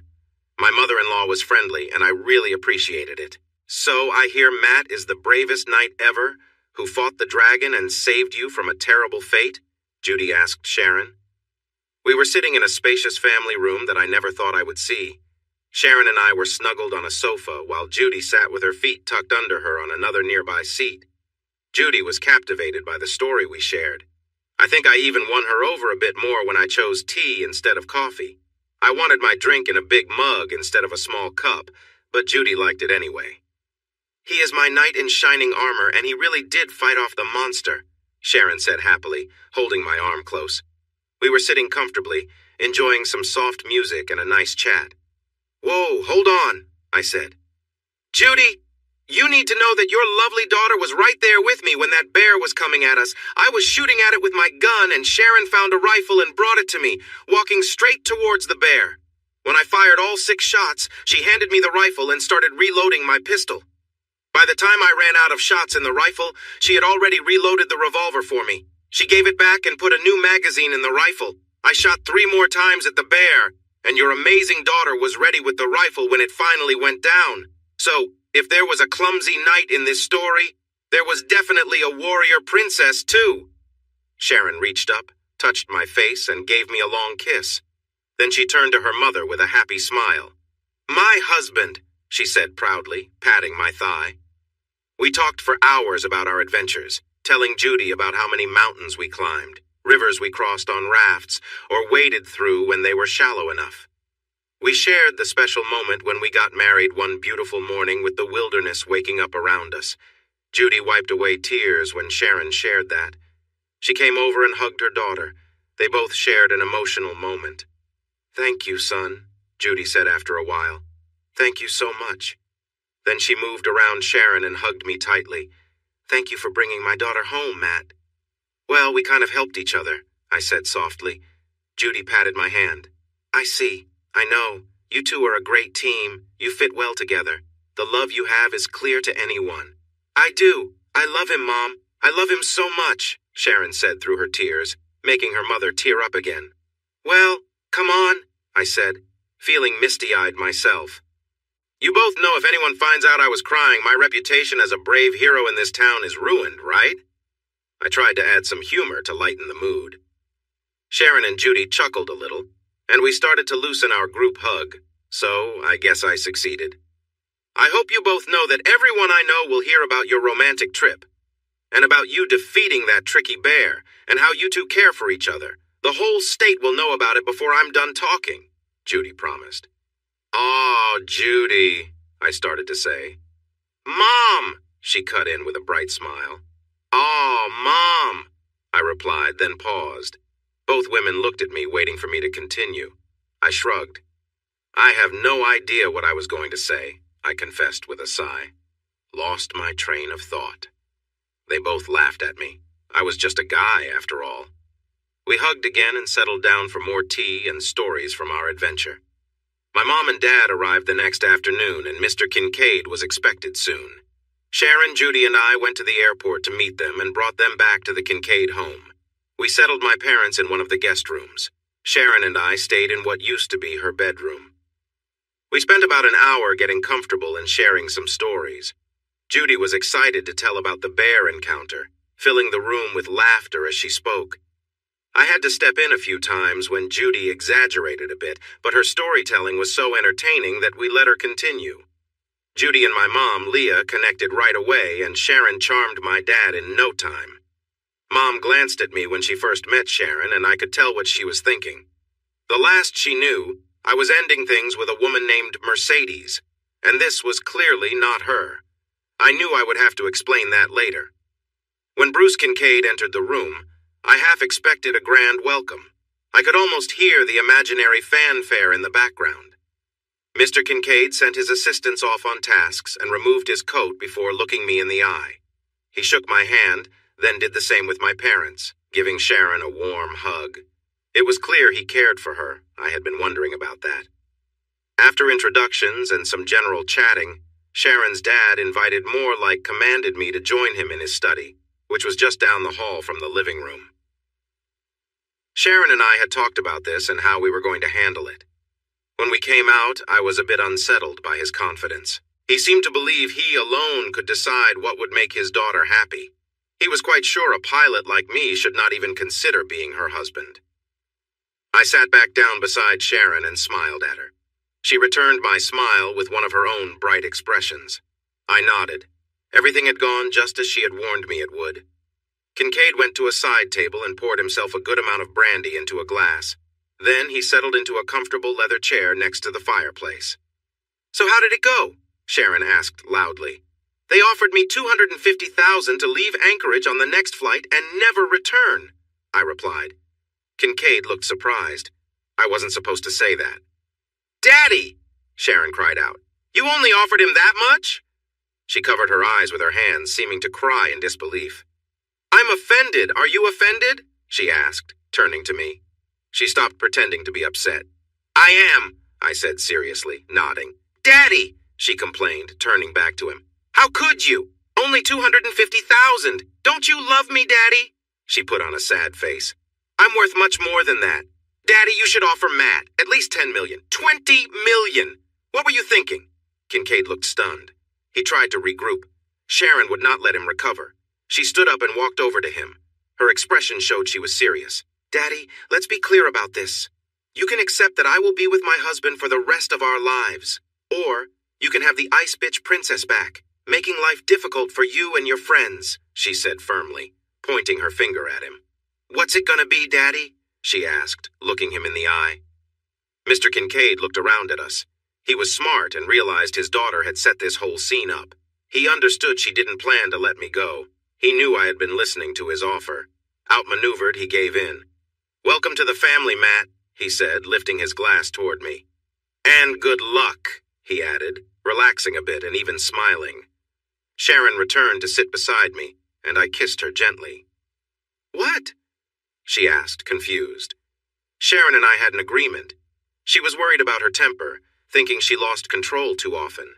To help her, I kissed her every time she held back a comment she wanted to make. She had just vented her feelings at her father, and a kiss wasn't meant to reward that. "You were provoked. A lot," I whispered. "And you didn't hurt anyone." I kissed her again a couple of times. We smiled at each other. "Besides, Daddy," Sharon said, looking at her father again, "you'll want Matt here with me, and our newest grandchild." The room fell silent for a moment. I turned to her, surprised. "You mean, you're—" She nodded, smiling gently. "We got our test results back this morning, remember?" I nodded. "Mine had a few pages yours didn't," she said. "I'm 3 weeks pregnant." "Oh my God," I gasped. Then I pulled her close and covered her in kisses. "Why didn't you tell me?" I whispered. "I kept it to myself, just in case I needed it," Sharon replied softly. "You know, if my dad wasn't being very understanding." I kissed her again. "What's that?" she asked. "Just kisses for you today," I said. "You defended me in our marriage, and now you're having our baby. You can't do anything wrong today, love." Then Sharon was pulled away by her mom and mine for hugs and congratulations. I got handshakes and well wishes from my dad and Bruce Kincaid, but no hugs. After the grandmothers were done with Sharon, I wrapped my arms around her and kissed her again. She held onto my neck and kissed me back. Once they finished, Judy sat on the arm of Bruce's chair. "Do they remind you of anyone, you and me, maybe?" she asked Bruce while watching us. Bruce looked at us for a moment, then shrugged. "Can't say they do," he replied. Judy elbowed him playfully in the ribs. He winced dramatically. "I see where she gets it," I exclaimed. Everyone looked at me, confused. "I'm always getting elbowed or pinched," I explained. "Now I see she got it from her mom," I said with a grin. It brought a little laugh, easing the tension after a shaky start. "Hey, Bruce, just asking for advice," I continued. "Do you think a little discipline could help with that elbowing habit?" He thought for a moment. "I'll let you know," he said, taking the easy way out, and got another playful nudge, but he smiled back. I was starting to like my new father-in-law, and I thought he was warming up to me too. Dad had been looking outside, but as he walked back to his chair, I asked him, "Hey, Dad, do you think a little discipline would work with Mom? Would it help with her more, energetic little pats?" Dad raised an eyebrow and sat down without answering. He shook his head. "Why not?" I asked with a chuckle. Mom was looking at a painting as she made her way back to her chair. As she passed, she gently patted me on the arm. "That won't work at all, dear," she said softly. "I enjoy it too much," she explained, and moved past to sit quietly next to my dad. Dad shrugged and made a playful face, pretending to be overly pleased. Judy burst out laughing. She tried to cover her mouth with both hands, but her giggles escaped anyway. "She enjoys it too much," Judy exclaimed, leaning against her husband and playfully trying to muffle her laughter. I felt my eyes widen in surprise. I looked at Sharon. "Don't even think about it," she warned with a serious look. She leaned in close to my ear. "I'm expecting a baby right now, you know," she whispered gently. Her eyes sparkled with excitement. Our marriage in the woods was real, but it wasn't recognized legally in Alaska or anywhere else in the United States. To fix that, we organized a civil ceremony with a marriage license we had paid for a week later. Sharon and I didn't want a big, fancy wedding with lots of guests and stress, but we didn't manage to convey that well. So a month after our civil ceremony, we stood in front of the preacher at the church the Kincaids usually attended and shared the same vows we had exchanged in the woods. Mother Kincaid invited 216 people. Sharon's father gave us a wedding gift of unlimited travel on one of the world's largest airlines, and we took full advantage of it. Our only rules were that the destination needed to be warm, we wouldn't wear heavy clothes, and the hotel had to have plenty of hot water for showers and baths. After months without proper cleaning routines, we were ready to enjoy all that comfort. Thomas Bruce Singletary was born a little less than 8.5 months after we found out we were expecting, and his sister Judith Leah came along 14 months later. From the moment they were born, I felt completely enchanted by them, and they knew it. We agreed to wait before having any more children, wanting to give our first two a chance to grow up a little first. I was certain that Sharon loved me deeply, and we were incredibly happy. That was true until I learned that nothing between a man and a woman is ever completely perfect. Sharon was very ill. She had been getting worse for nearly a year. The cancer was serious. It was taking a toll on her day by day. She had held on for almost 4 months longer than the doctors expected. But as we returned to the hospital this time, we both knew she wouldn't be leaving. Her breathing was short and labored. The pain relief wasn't enough anymore. She was in a lot of pain, but she was fighting hard to stay alive for just 1 more minute to be with me and our 2 children. The suffering was overwhelming. I stood up from the chair by her hospital bed and leaned over my wife of just a few years. I kissed her lips. I wasn't sure if she could feel it, but maybe she could.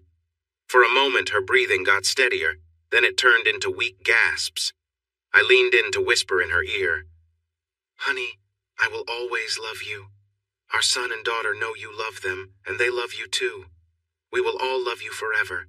You don't need to fight anymore. It's time to rest. I will take care of Tommy and Judy, and they will take care of me. Please don't worry. We will be all right." I kissed her forehead and her lips again, stroking her thin arms and face as I stayed close. After a moment, she exhaled softly and didn't take another breath. The machines around her started to beep loudly, but I already knew what it meant. My Sharon was gone. With heavy heart, I stood tall and then bent forward to kiss her once more. I gently held her hand, then stepped away from the bed to let the doctor and nurses come in. I turned to face Sharon's parents. I hugged Judy and then Bruce. They stepped up to say goodbye to their youngest daughter. Through my tears, I looked for the door. I needed to find my son and daughter. I had to find a way to tell my 3-year-old girl and her 4-year-old brother that their mother would never hold them again, that she was with the angels now, watching over them forever. I wandered for a while, lost in my sadness while trying to be both mother and father to my little ones. I had to help them through their grief while dealing with my own, trying not to let our sadness take over. I found myself feeling bitter towards Anchorage, and even Alaska itself. My in-laws lived there, and we had always gotten along well, but the memories were just too much places Sharon and I had visited, things we had done together. Like animals seeking a safe place to heal, my children and I returned to Texas, where we wouldn't be reminded every day of our loss. Bruce and Judy, my children's grandparents, were not pleased with my choice, but they understood. They were well off and could visit us in Texas whenever they wanted. A trust fund set up by a great-aunt for Sharon matured the year after Tommy was born, and I received the funds after Sharon passed away. I didn't want the money. I tried to give it back, but my in-laws wouldn't accept it, and my great-aunt had passed away. So, I suddenly became a multimillionaire. I decided to use the money wisely and set up 2 trusts, one for each of my children to help them with school or whatever else they wanted to do in life. The extra money stayed in a bank, earning more for my kids and me than we could ever spend. At home, my parents decided they were done traveling around the country looking for the perfect RV campground. Now they planned to wander during spring and autumn. For summer and winter, they thought travel was just too much trouble. They welcomed me and my 2 kids back with open arms. My parents already had a 2-bedroom house on the north side of the city and a little cabin in the hills. They sold that house and moved to a 4-bedroom home, suggesting that my brother Tommy and sister Judy might want to visit more often. Mom and Dad were as happy as I had ever seen them. They got to spend time with their grandchildren and started enjoying spoiling them. They said that was their job as grandparents. I had just turned 36, but I wasn't worried about getting older. I didn't feel like time was slipping away from me. I had my son and daughter, and I was focused on taking care of them. My son Thomas was 5, and my daughter Judith was almost 4. Times had been tough after Sharon passed away. She had been sick for a long time, which felt like mourning even before her death. The kids didn't understand much about it, but they knew their mom wasn't in pain anymore, and that was something good. It didn't replace the loss, but it helped a little. I owned a business, or rather, I was a partner in one. I teamed up with Sharon's friend, Teresa Cunningham. We both had similar roles in the business world, and I asked her to join me after I left my father-in-law's company. Together, we created a consulting firm that looked at every part of other businesses and provided reports to help them improve. Teresa managed most of the daily activities, bringing me in only when major decisions or changes were needed. I had used some of the money from Sharon's trust to help start the business. I controlled 51% of the company, while Teresa and her husband Carl owned the other 49%. Eventually, I planned to make it easy for them to buy my share because I didn't want to work too hard. I just wanted to spend most of my time raising my 2 children, and that's exactly what I did. On a bright sunny day in Texas, my son and daughter convinced me to take them to a place that served pizza that looked like cardboard. In return, they could enjoy lots of small rides and games made for young kids. Even though Judy was not yet 4, she knew how to put a game token in the slot and clapped her hands joyfully while waiting for the game to start. Only after that would she hop on a ride or begin playing the game. Sometimes, I wasn't sure what the games were about, but my kids seemed to just know how to play. That was what mattered. They were having fun. I sat in a booth and watched them a few feet away on a ride. It was a merry-go-round that turned slowly.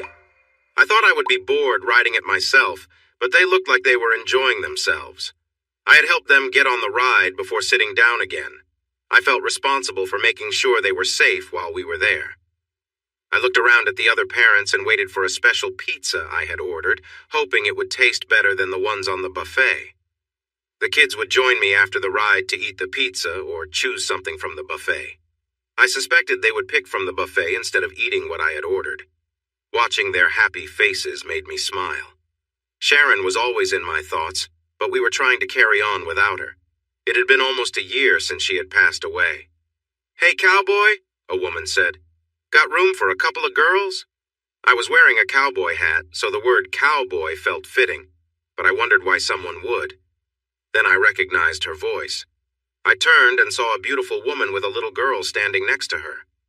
"My God," I said softly. "Mercedes?" I was up on my feet before I even realized it, looking at a lovely woman with dark hair and bright blue eyes. She smiled nervously at first, then with more confidence. I wasn't sure if I should hug her. I wanted to, but I remembered she had been married. I had read she was getting a divorce, but I didn't know if that was true. "Hi, Matt," she said quietly. She stepped close and gave me a light kiss on the lips, easing my uncertainty. I almost pulled her into a hug to return the kiss warmly. I held her elbows gently and found myself pulling her a bit closer. She seemed happy to come closer for another kiss. I knew I wouldn't cross any lines with a married woman, and I believed she understood my feelings. Still, her behavior felt different from what I expected from someone married. Suddenly, I felt a little tug on my jeans. I stepped back a bit from Mercedes and looked down at the cutest little girl I had ever seen, aside from my own daughter, Judy, of course. I couldn't help but smile at her. She wasn't shy at all. She returned my smile with a big grin. "Are you my mommy's friend?" she asked in a sweet voice. I bent down to talk to her at her level. I always thought it was rude for adults to look down on kids. "I think I must be," I replied. She had to be Mercedes' daughter, maybe even a younger version of her. "Are you my friend?" she asked. "Forever and ever," I said. The little girl beamed and scooted closer, rested her tiny hands on my shoulders, and gave me a kiss on the cheek. I could only return the hug and kiss. "What's your name, sweetie?" I asked.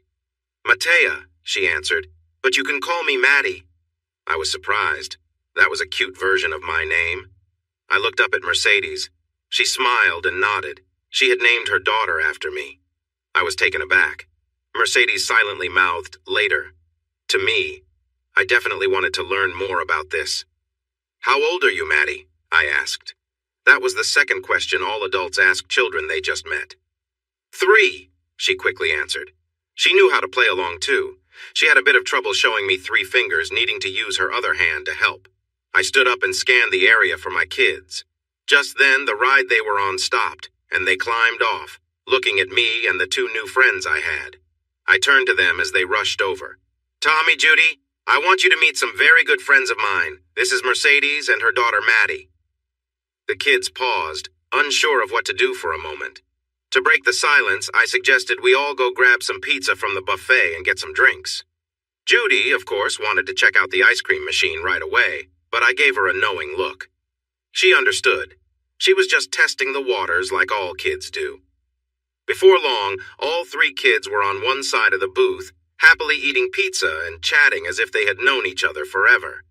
They started a game of kicking their feet against the bottom of the table to hear the noise. "I'm pretty sure people who kick tables don't get ice cream," I said loudly. The kicking stopped right away. While I was bringing plates of pizza back to the table for the 3 kids and getting the special pie I ordered, Mercedes ended up sitting close to me on our side of the booth. At first, there was plenty of space, but she quickly moved closer. We were sitting hip to hip, with our elbows touching. I didn't mind. I actually liked it, but I didn't get to ask a few questions, I said. Like, what brings you here and other things. I thought that might start a conversation. I didn't realize I was speaking loud enough for everyone to hear. "How to find you?" Maddie replied right away, pointing at me. Her voice cut through all the noise around us. I was surprised. I don't think my chin dropped, but it might have. I glanced at Mercedes.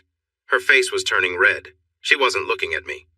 Maddie was thrilled at how her words affected the adults at the table. She smiled and repeated herself several times, moving around in her seat and making funny faces. My other kids joined in too. "Shh," I said quietly. "Eat your pizza, then we'll get some ice cream." Thank goodness for the magic of ice cream. They quieted down and took bites of their pizza. I looked at the still blushing Mercedes beside me, smiling at how cute the kids were. "For the record," I said, "I've been looking for you too, but my friend couldn't find you. You just vanished." "You were looking for me?" she asked, surprised. She met my gaze and her blush began to fade. "I heard you were getting a divorce," I said carefully. I didn't want to seem like I was stalking her. "I tried to contact you but couldn't find a phone number or anything, so I hired someone to help. But he only got so far he lost track of you in Billings, Montana, I think." She smiled. "Well, my uncle runs far, great Uncle Walter runs far, picked me up there and took me to his place in Wyoming. Maddie and I stayed with him and his girlfriend for a while because Reggie was being difficult. We needed to get away to a quieter place," she explained.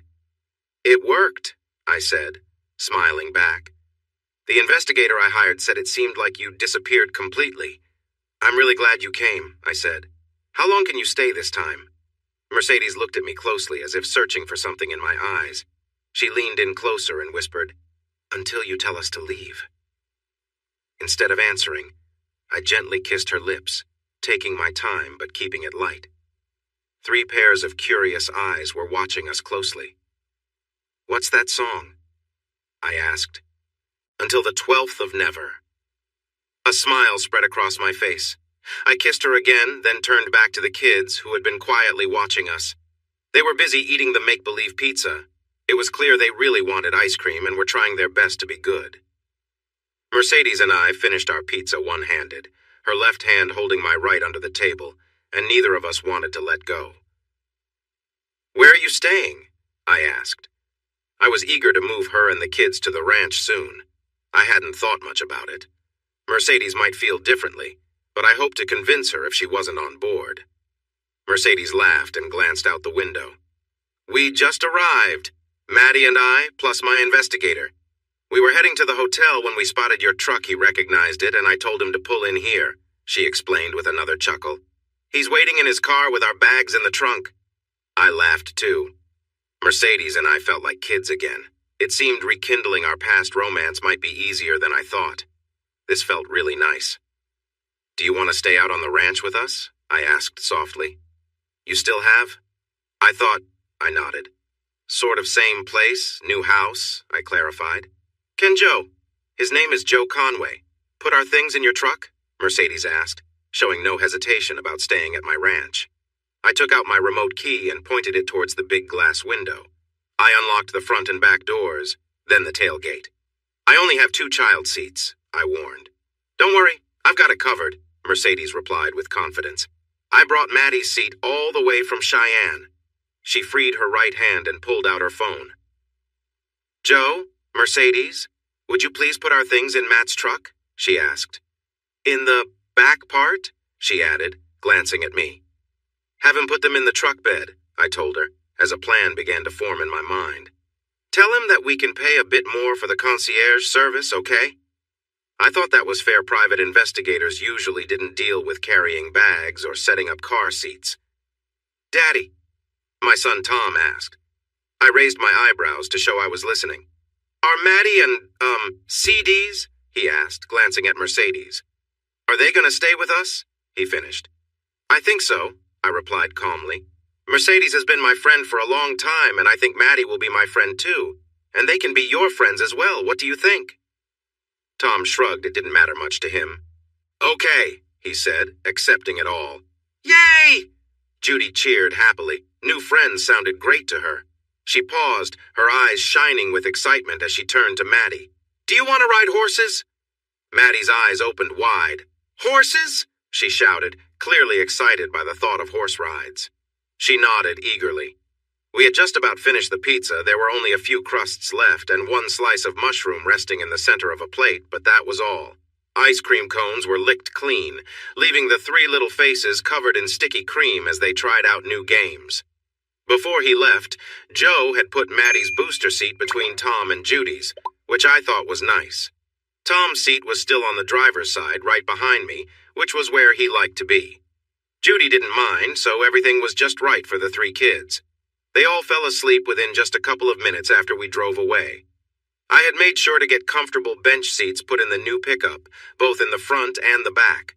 I noticed Mercedes looking at the sleeping kids with a warm smile on her face. Since they were asleep, she unbuckled her seatbelt and moved closer to me. "If that's not the cutest back seat full of kids in the world, I don't know what is," she said with a joyful tone. I glanced in the rearview mirror and had to agree. 3 lovely children, and 2 of them were mine. "Baby," Mercedes said quietly. "I'm really sorry about Sharon," she continued. "That was so sad. She was such a wonderful woman," I replied. "She was a great wife and a fantastic mother, but she was in a lot of pain when she passed. It was tough on Judy and Tom, but we had time to prepare for it, and now we're slowly moving on," I explained. Mercedes gave my arm a gentle pat and kissed my cheek. "I have a message for you from Sharon," I said after a moment. Mercedes looked surprised and a little uneasy. A message from a wife who had passed could be more than a little unsettling. I glanced over at her.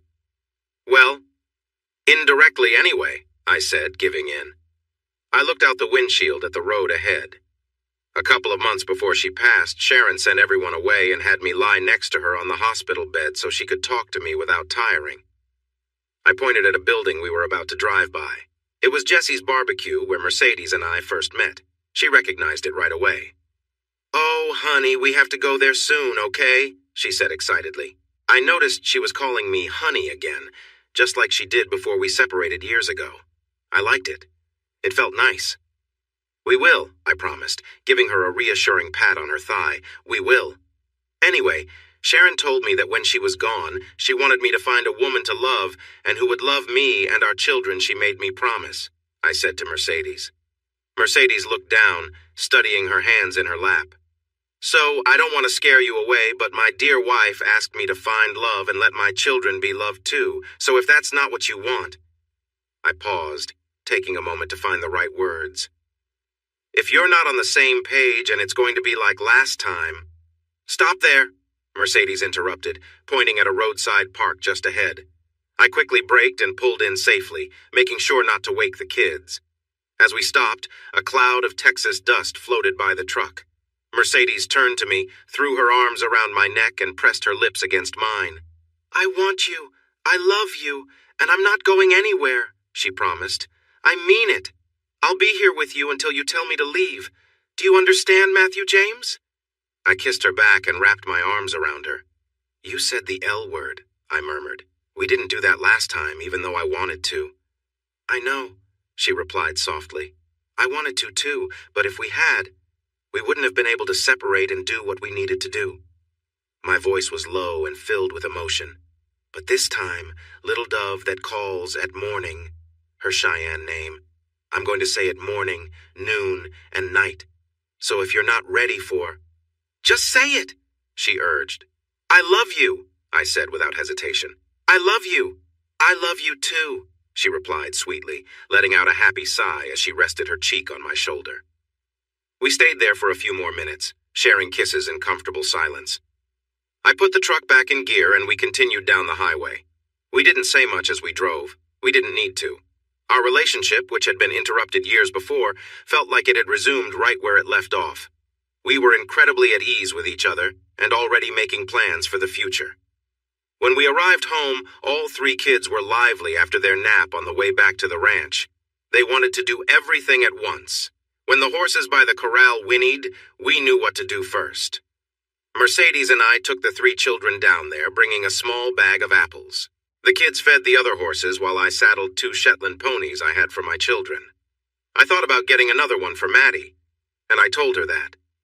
She was so happy and gave me a big hug and lots of kisses. Judy rode her gentle pony around the paddock by herself. She had only been riding for a month and was very proud of it. I put Maddie in the saddle behind Tommy, and my son took his new friend for a long ride.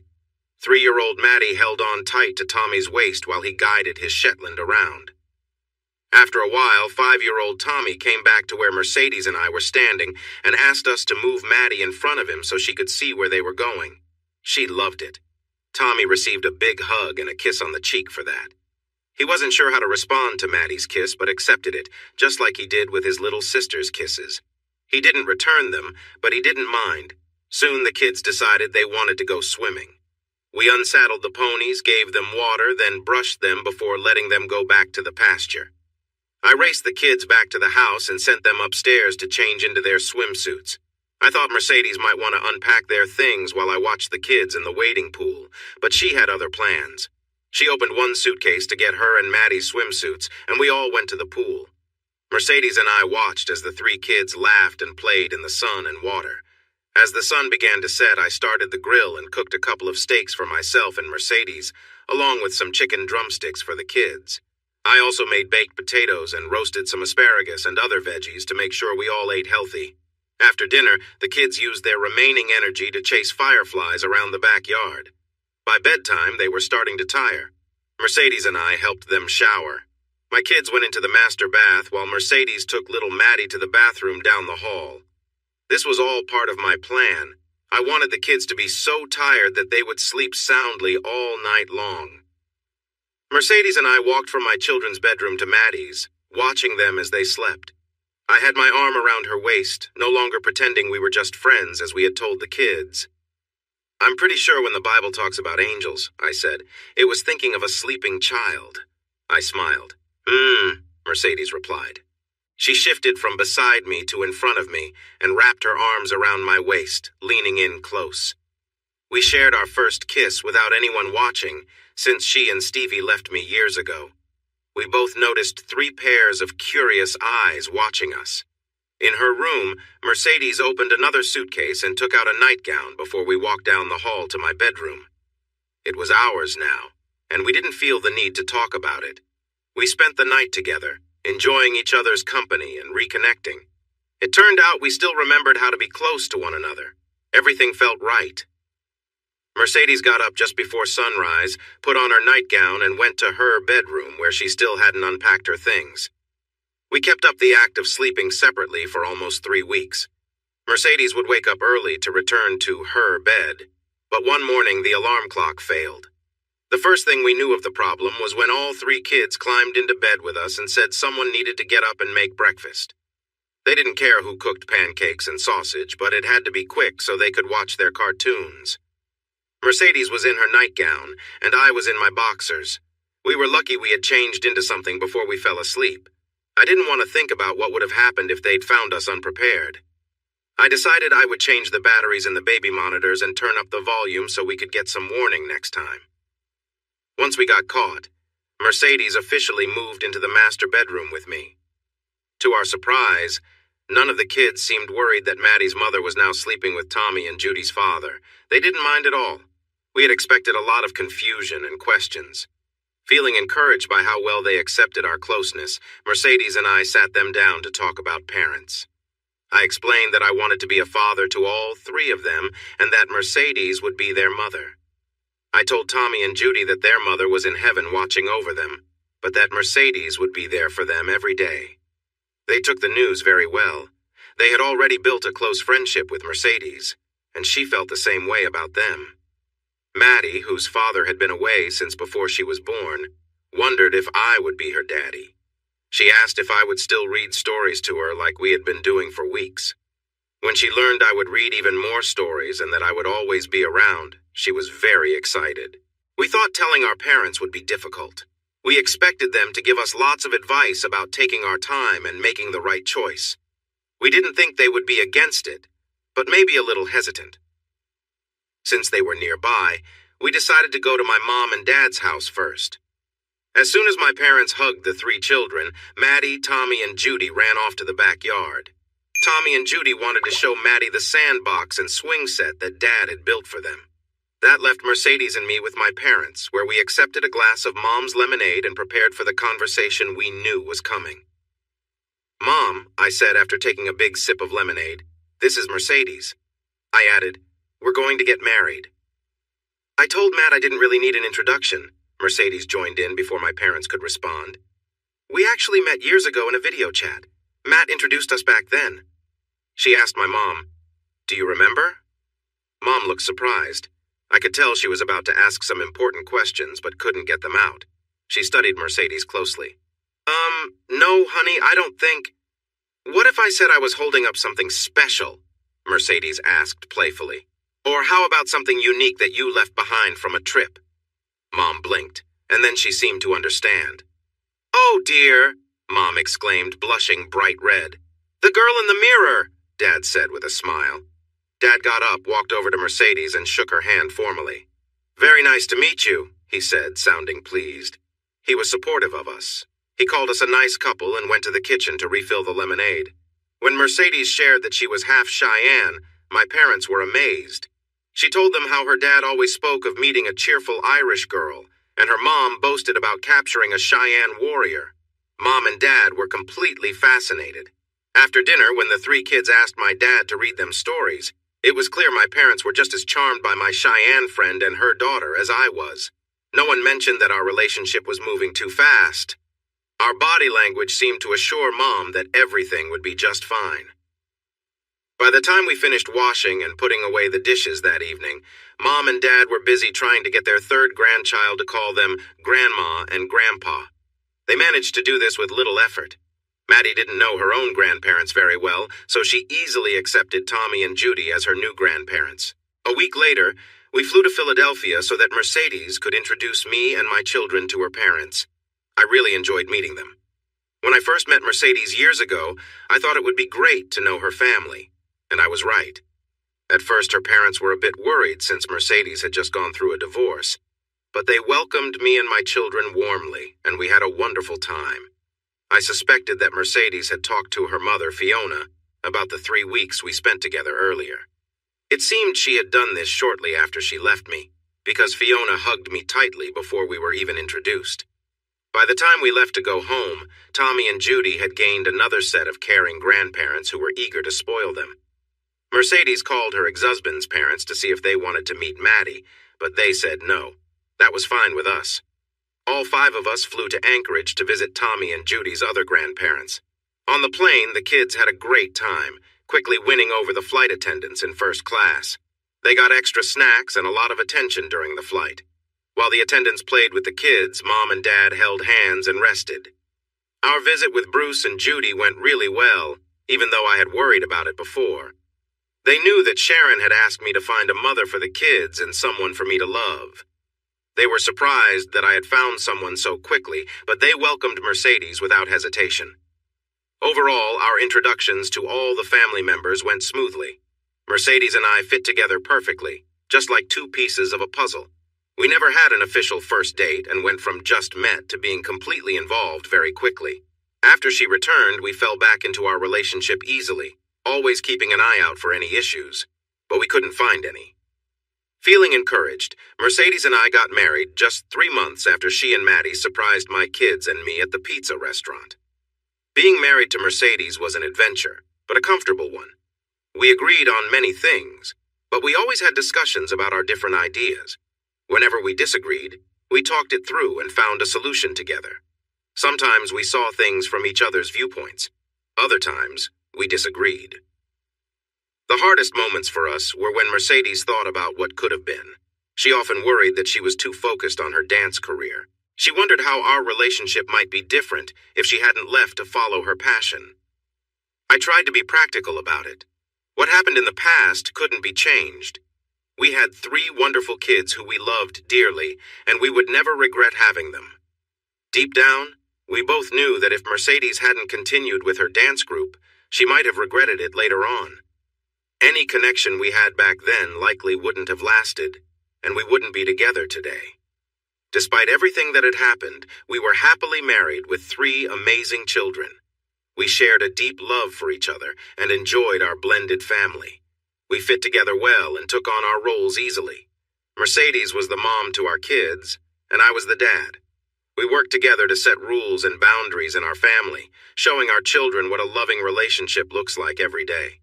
One way we kept our bond strong was by having date nights often. We were newlyweds after all. My parents, or Grandma and Grandpa, loved to have the kids over for sleepovers, sometimes for entire weekends. When they were busy, 2 sisters helped us by babysitting. A long time ago, I sold a horse named Ginger and another younger mare to 2 girls named Amber and Pamela who lived close by. Now in their late teens, they were perfect for watching our 3 little ones, and we paid them well for their help. During the week, the kids attended a nearby daycare. It was important to me, and I convinced Mercedes it was a good idea. The daycare was small and had a wonderful caregiver-to-child ratio, which meant there was plenty of attention for each child. We believed it was essential for our kids to meet and play with other children. From what Tommy, Judy, and Maddie told us, they had a great time there and learned how to get along and work with others. Things were settling down nicely. In fact, everything felt nearly perfect. The bank of TV monitors announced that the 3:18 flight from Philadelphia had arrived right on time. Mercedes and I stood by the carousel waiting for our luggage to appear. We were waiting for the new teacher for Mercedes's dance school. She had mentioned it would be a woman from her dance group who was retiring. Mercedes had stepped back from performing after hurting her ankle, and it took a long time to heal. While her ankle improved, it was never strong enough for the tough demands of dancing on stage and all the practice that came with it. Now she enjoyed teaching and was really happy with it. I was lost in thought, watching passengers checking in for their flights down the long hallway. I wondered why most of them didn't use the kiosks around.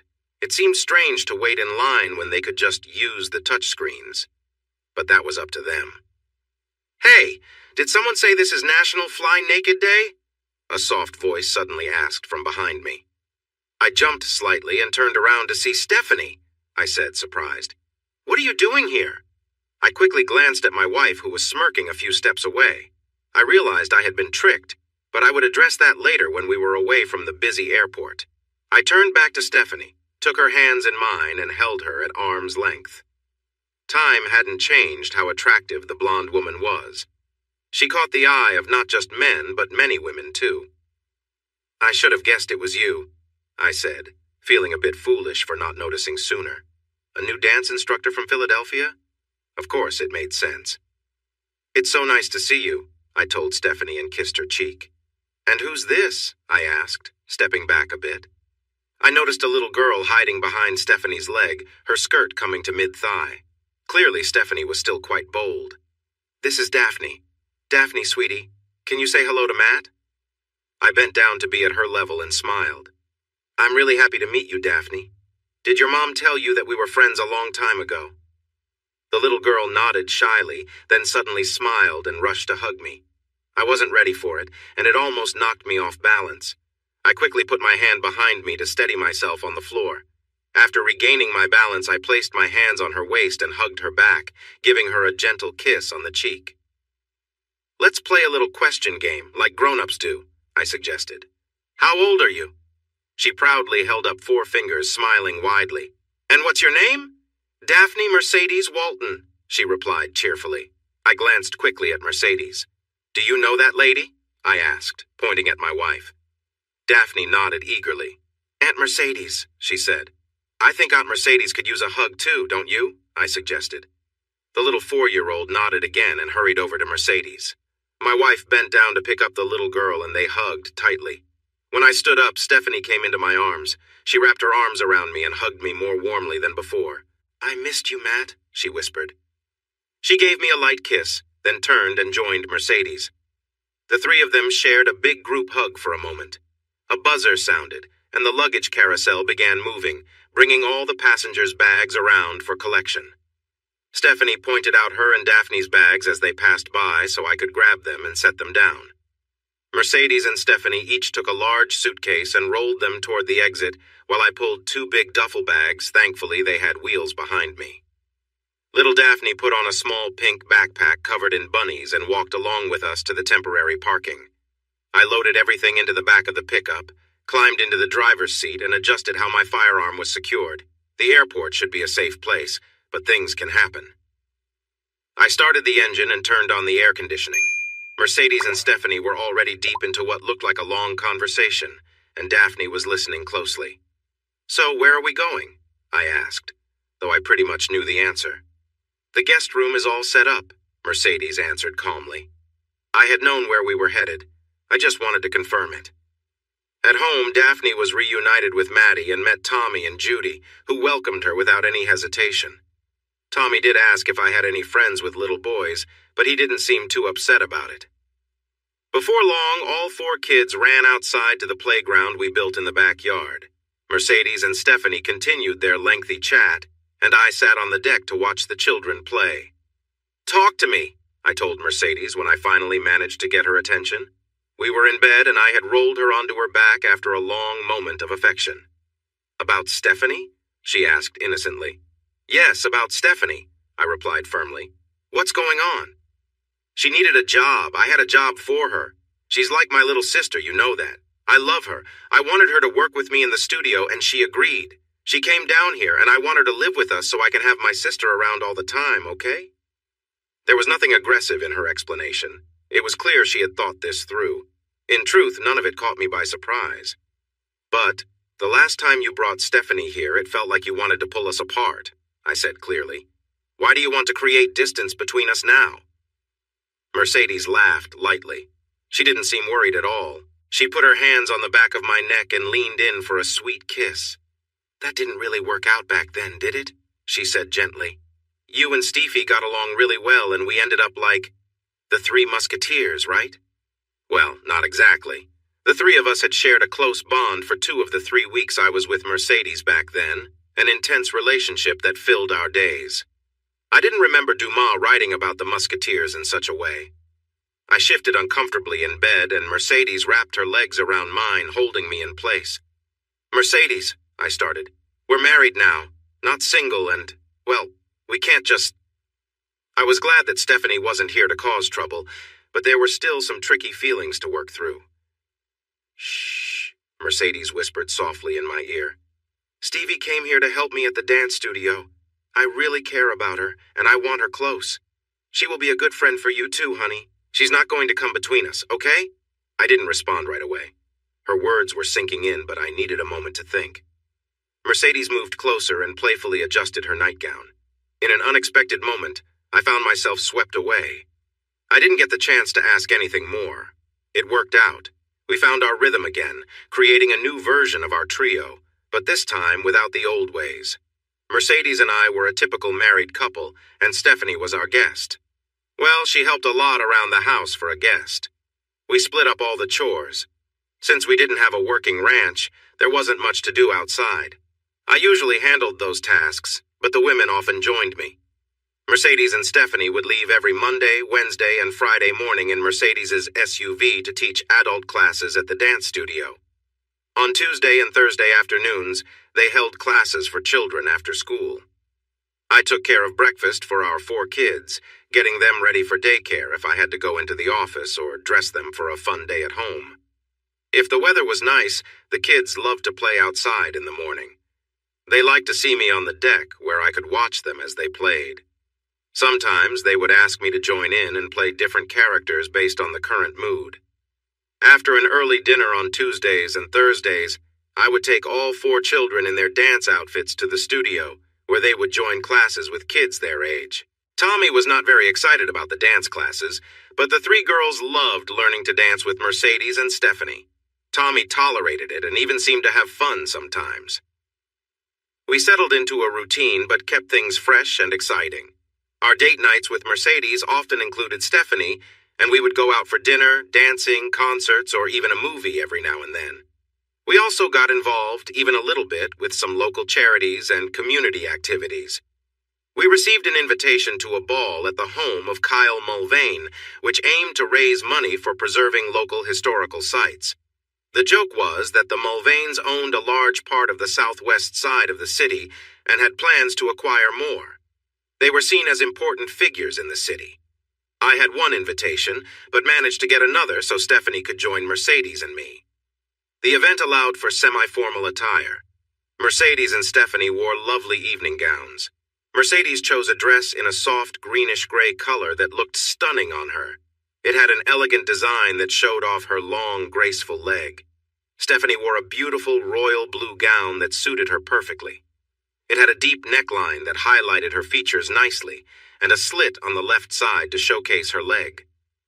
As for me, I was dressed in a black tuxedo jacket and pants with a white formal shirt, black bow tie, and a cummerbund paired with shiny boots. I felt good in my cummerbund, especially since it helped me conceal my sidearm, which I carried for safety. I had considered leaving my firearm at home, but it felt strange to be without it. I had my concealed carry permit for a long time and felt strongly about protecting myself and my family.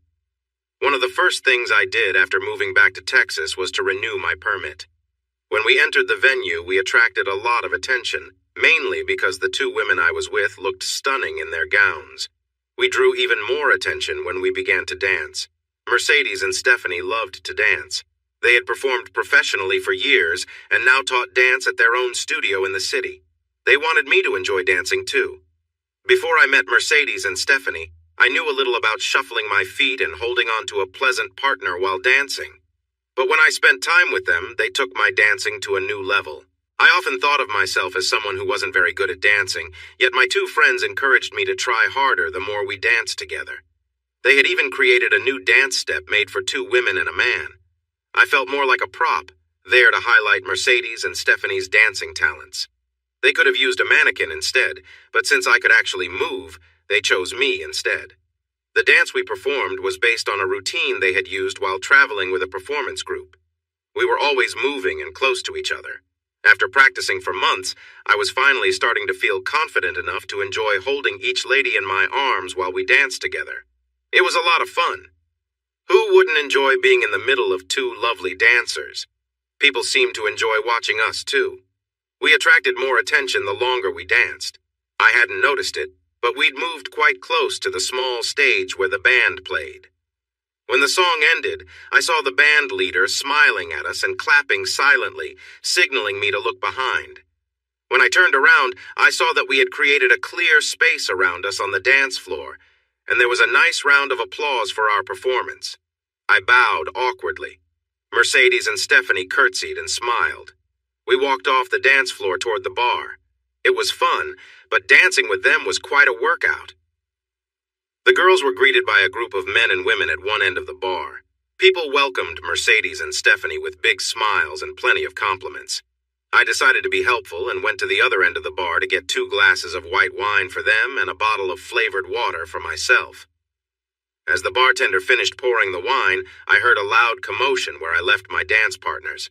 "Let's see them! You've been showing off all night, now let's go!" My head turned quickly. Stephanie was being confronted by a short, round man who seemed too aggressive. I caught a brief glimpse of him reaching toward her and tearing at her dress. I reacted before I had a chance to think and rushed over to help her. I must have run, but I don't remember doing it. Time has a way of slowing down during a crisis.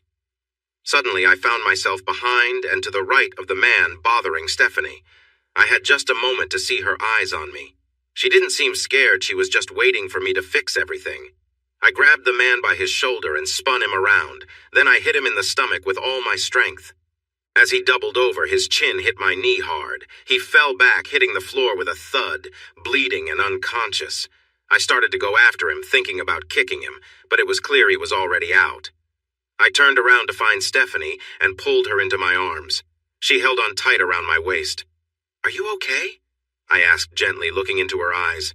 She nodded and rested her cheek against my chest, holding on even tighter. After a moment, I pulled back slightly, took off my jacket and draped it over her to cover her up. There was a lot of chaos around us. Some people were asking what had happened, while others were trying to explain. Not everyone had seen everything from the start, so the stories began to stray from the truth. I scanned the room for Mercedes. She was close by, looking worried. Mercedes held up her phone. Even in fancy places, everyone has their phones these days. "I got it all on video," she shouted with excitement. "I filmed everything. That guy tried to hurt Stephanie right here, and I caught it all." Her voice cut through the noise and silenced the crowd for a moment. I nodded in agreement, turned Stephanie around, and caught Mercedes's eye. We began to move toward the stairs we had come up. Just a few steps from the first one, a very tall man in a tuxedo blocked our way. "Mr. Mulvane wants to see the lady's phone," he said calmly. He pointed to a man standing by a column. That was Mr. Mulvane, and he didn't look happy.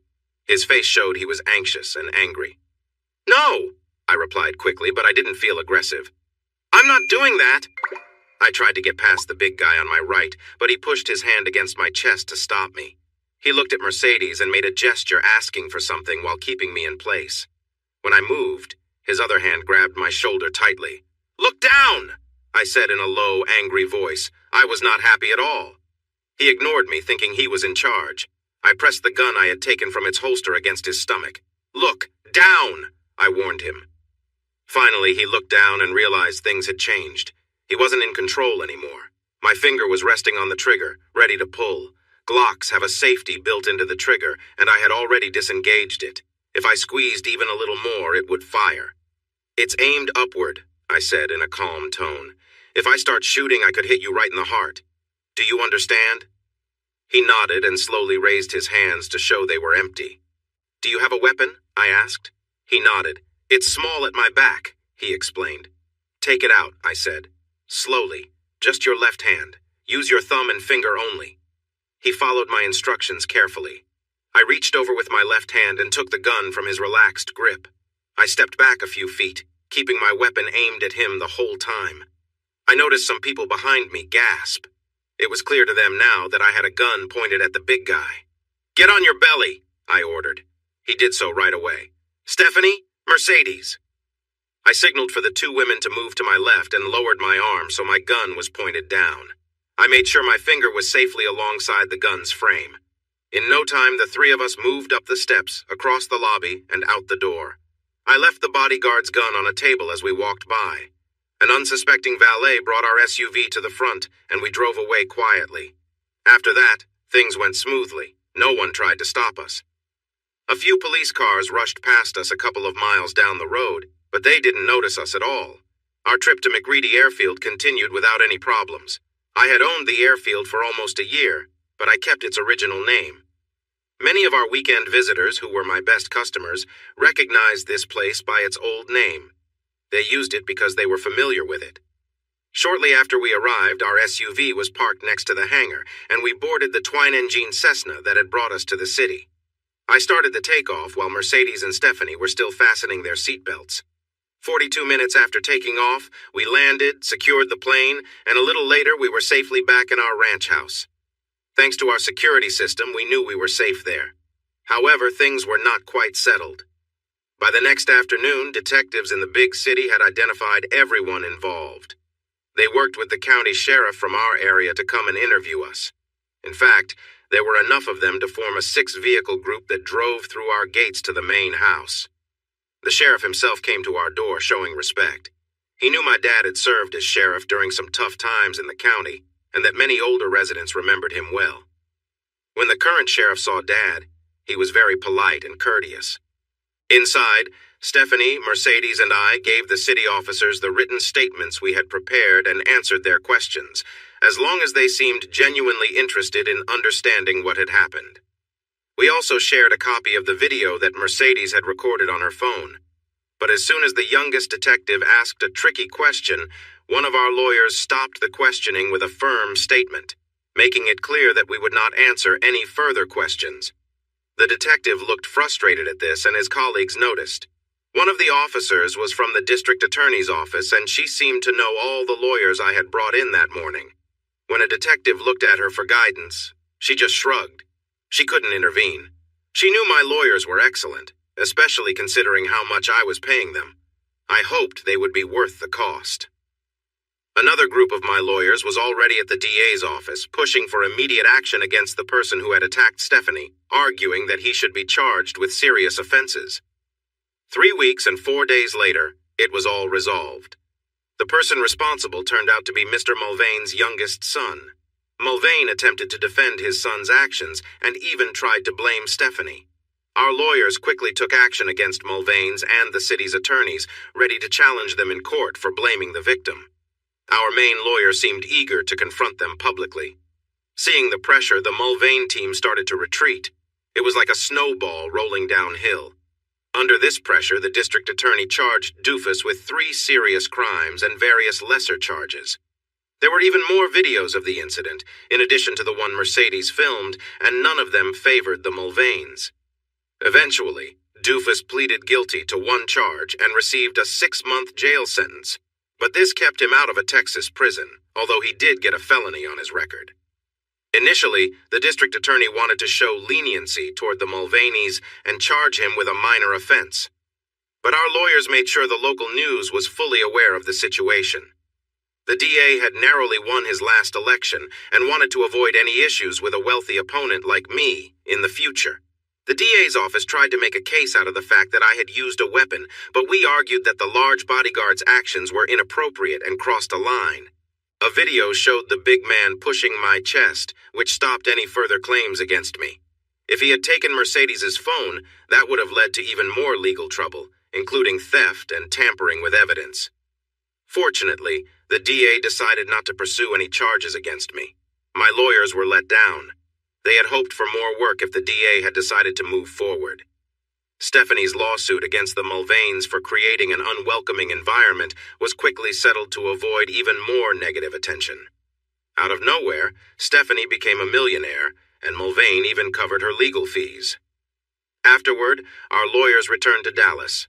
I stopped spending so much on their services, and calm returned to our ranch. I foolishly thought things would stay like that. A few weeks later, my parents came by to take all 4 kids. Stephanie's little girl, Daphne, was welcomed as one of my parents' grandchildren.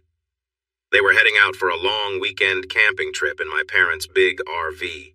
I didn't think staying in a comfortable RV counted as camping, but everyone has their own idea of fun. Based on a video call we had earlier that evening, the kids were all enjoying themselves. Mom and Dad couldn't stop smiling. Having 4 grandkids all to themselves without the parents around was Mom and Dad's perfect dream. I was in bed, and since Mercedes wasn't with me, I was looking through the cable provider's movie channel lists for films to save and watch later. I was enjoying some quiet time without worrying about any child-related emergencies that might come up unexpectedly. The hallway door opened and Mercedes walked in. She surprised me. I thought she was in the bathroom and would come into the bedroom that way. I was even more surprised when Stephanie stepped into the room right after my wife.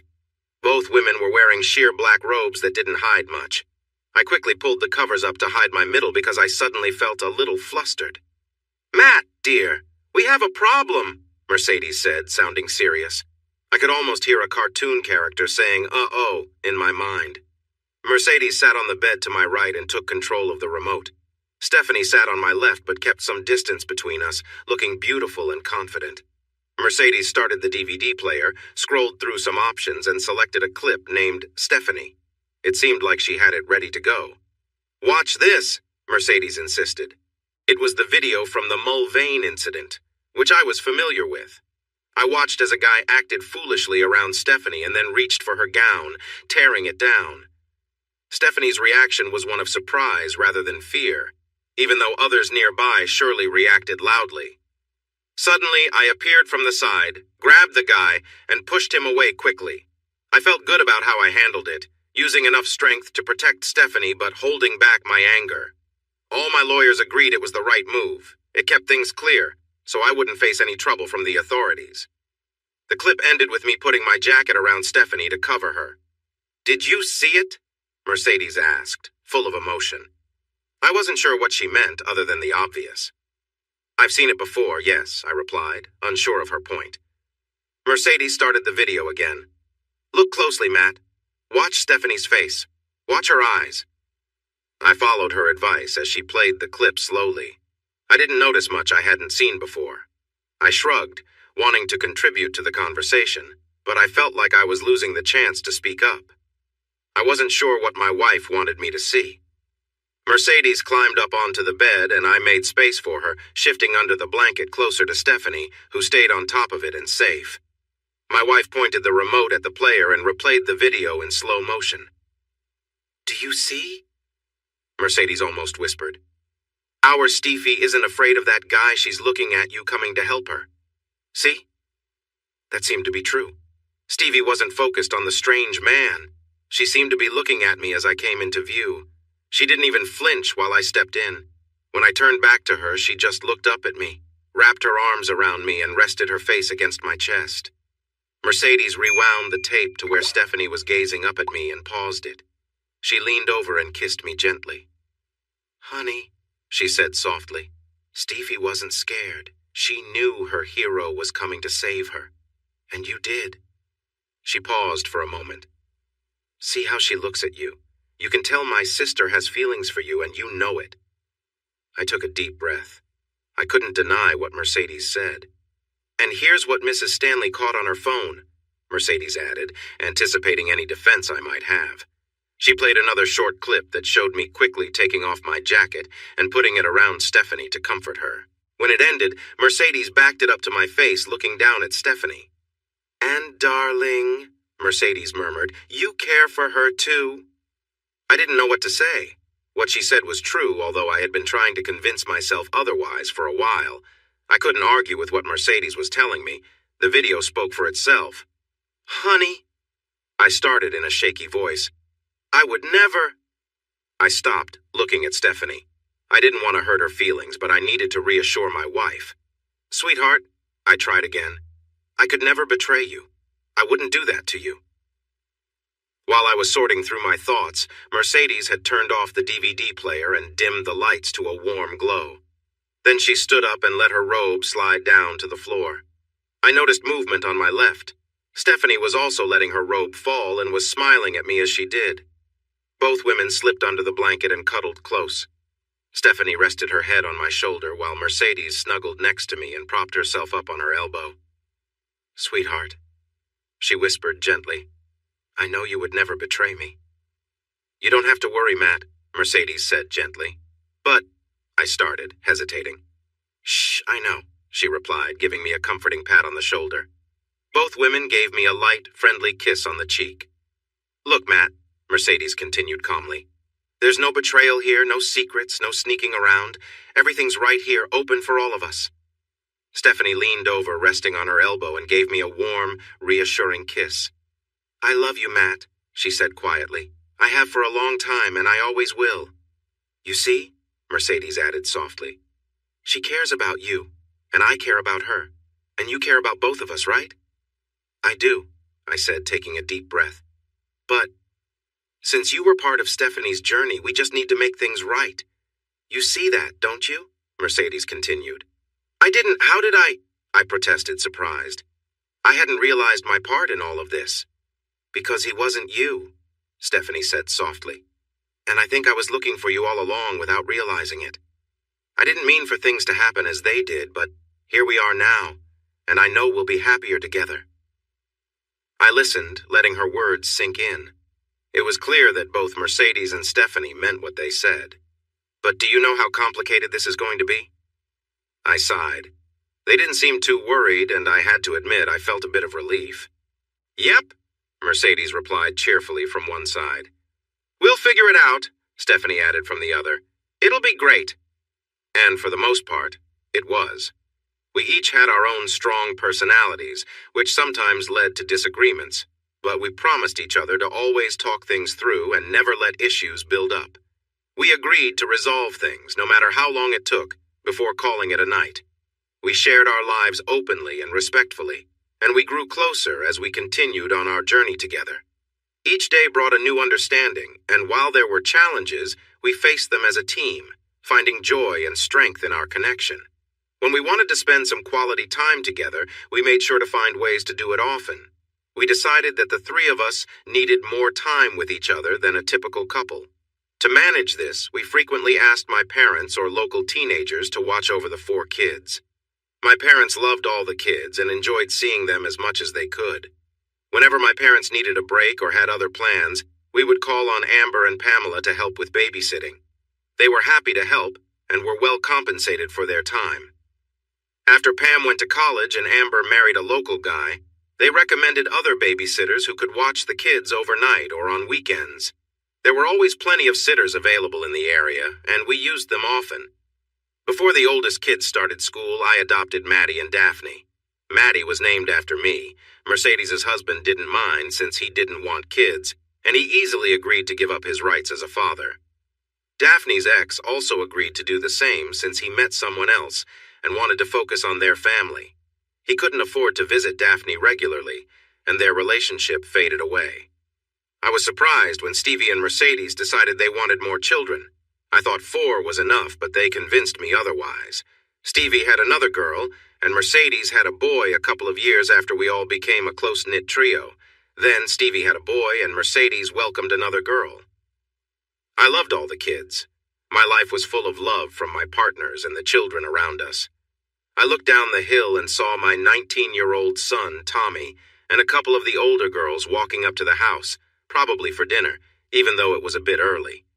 Mercedes handed me a glass of iced tea, and we settled into our porch chairs to enjoy the cool evening air.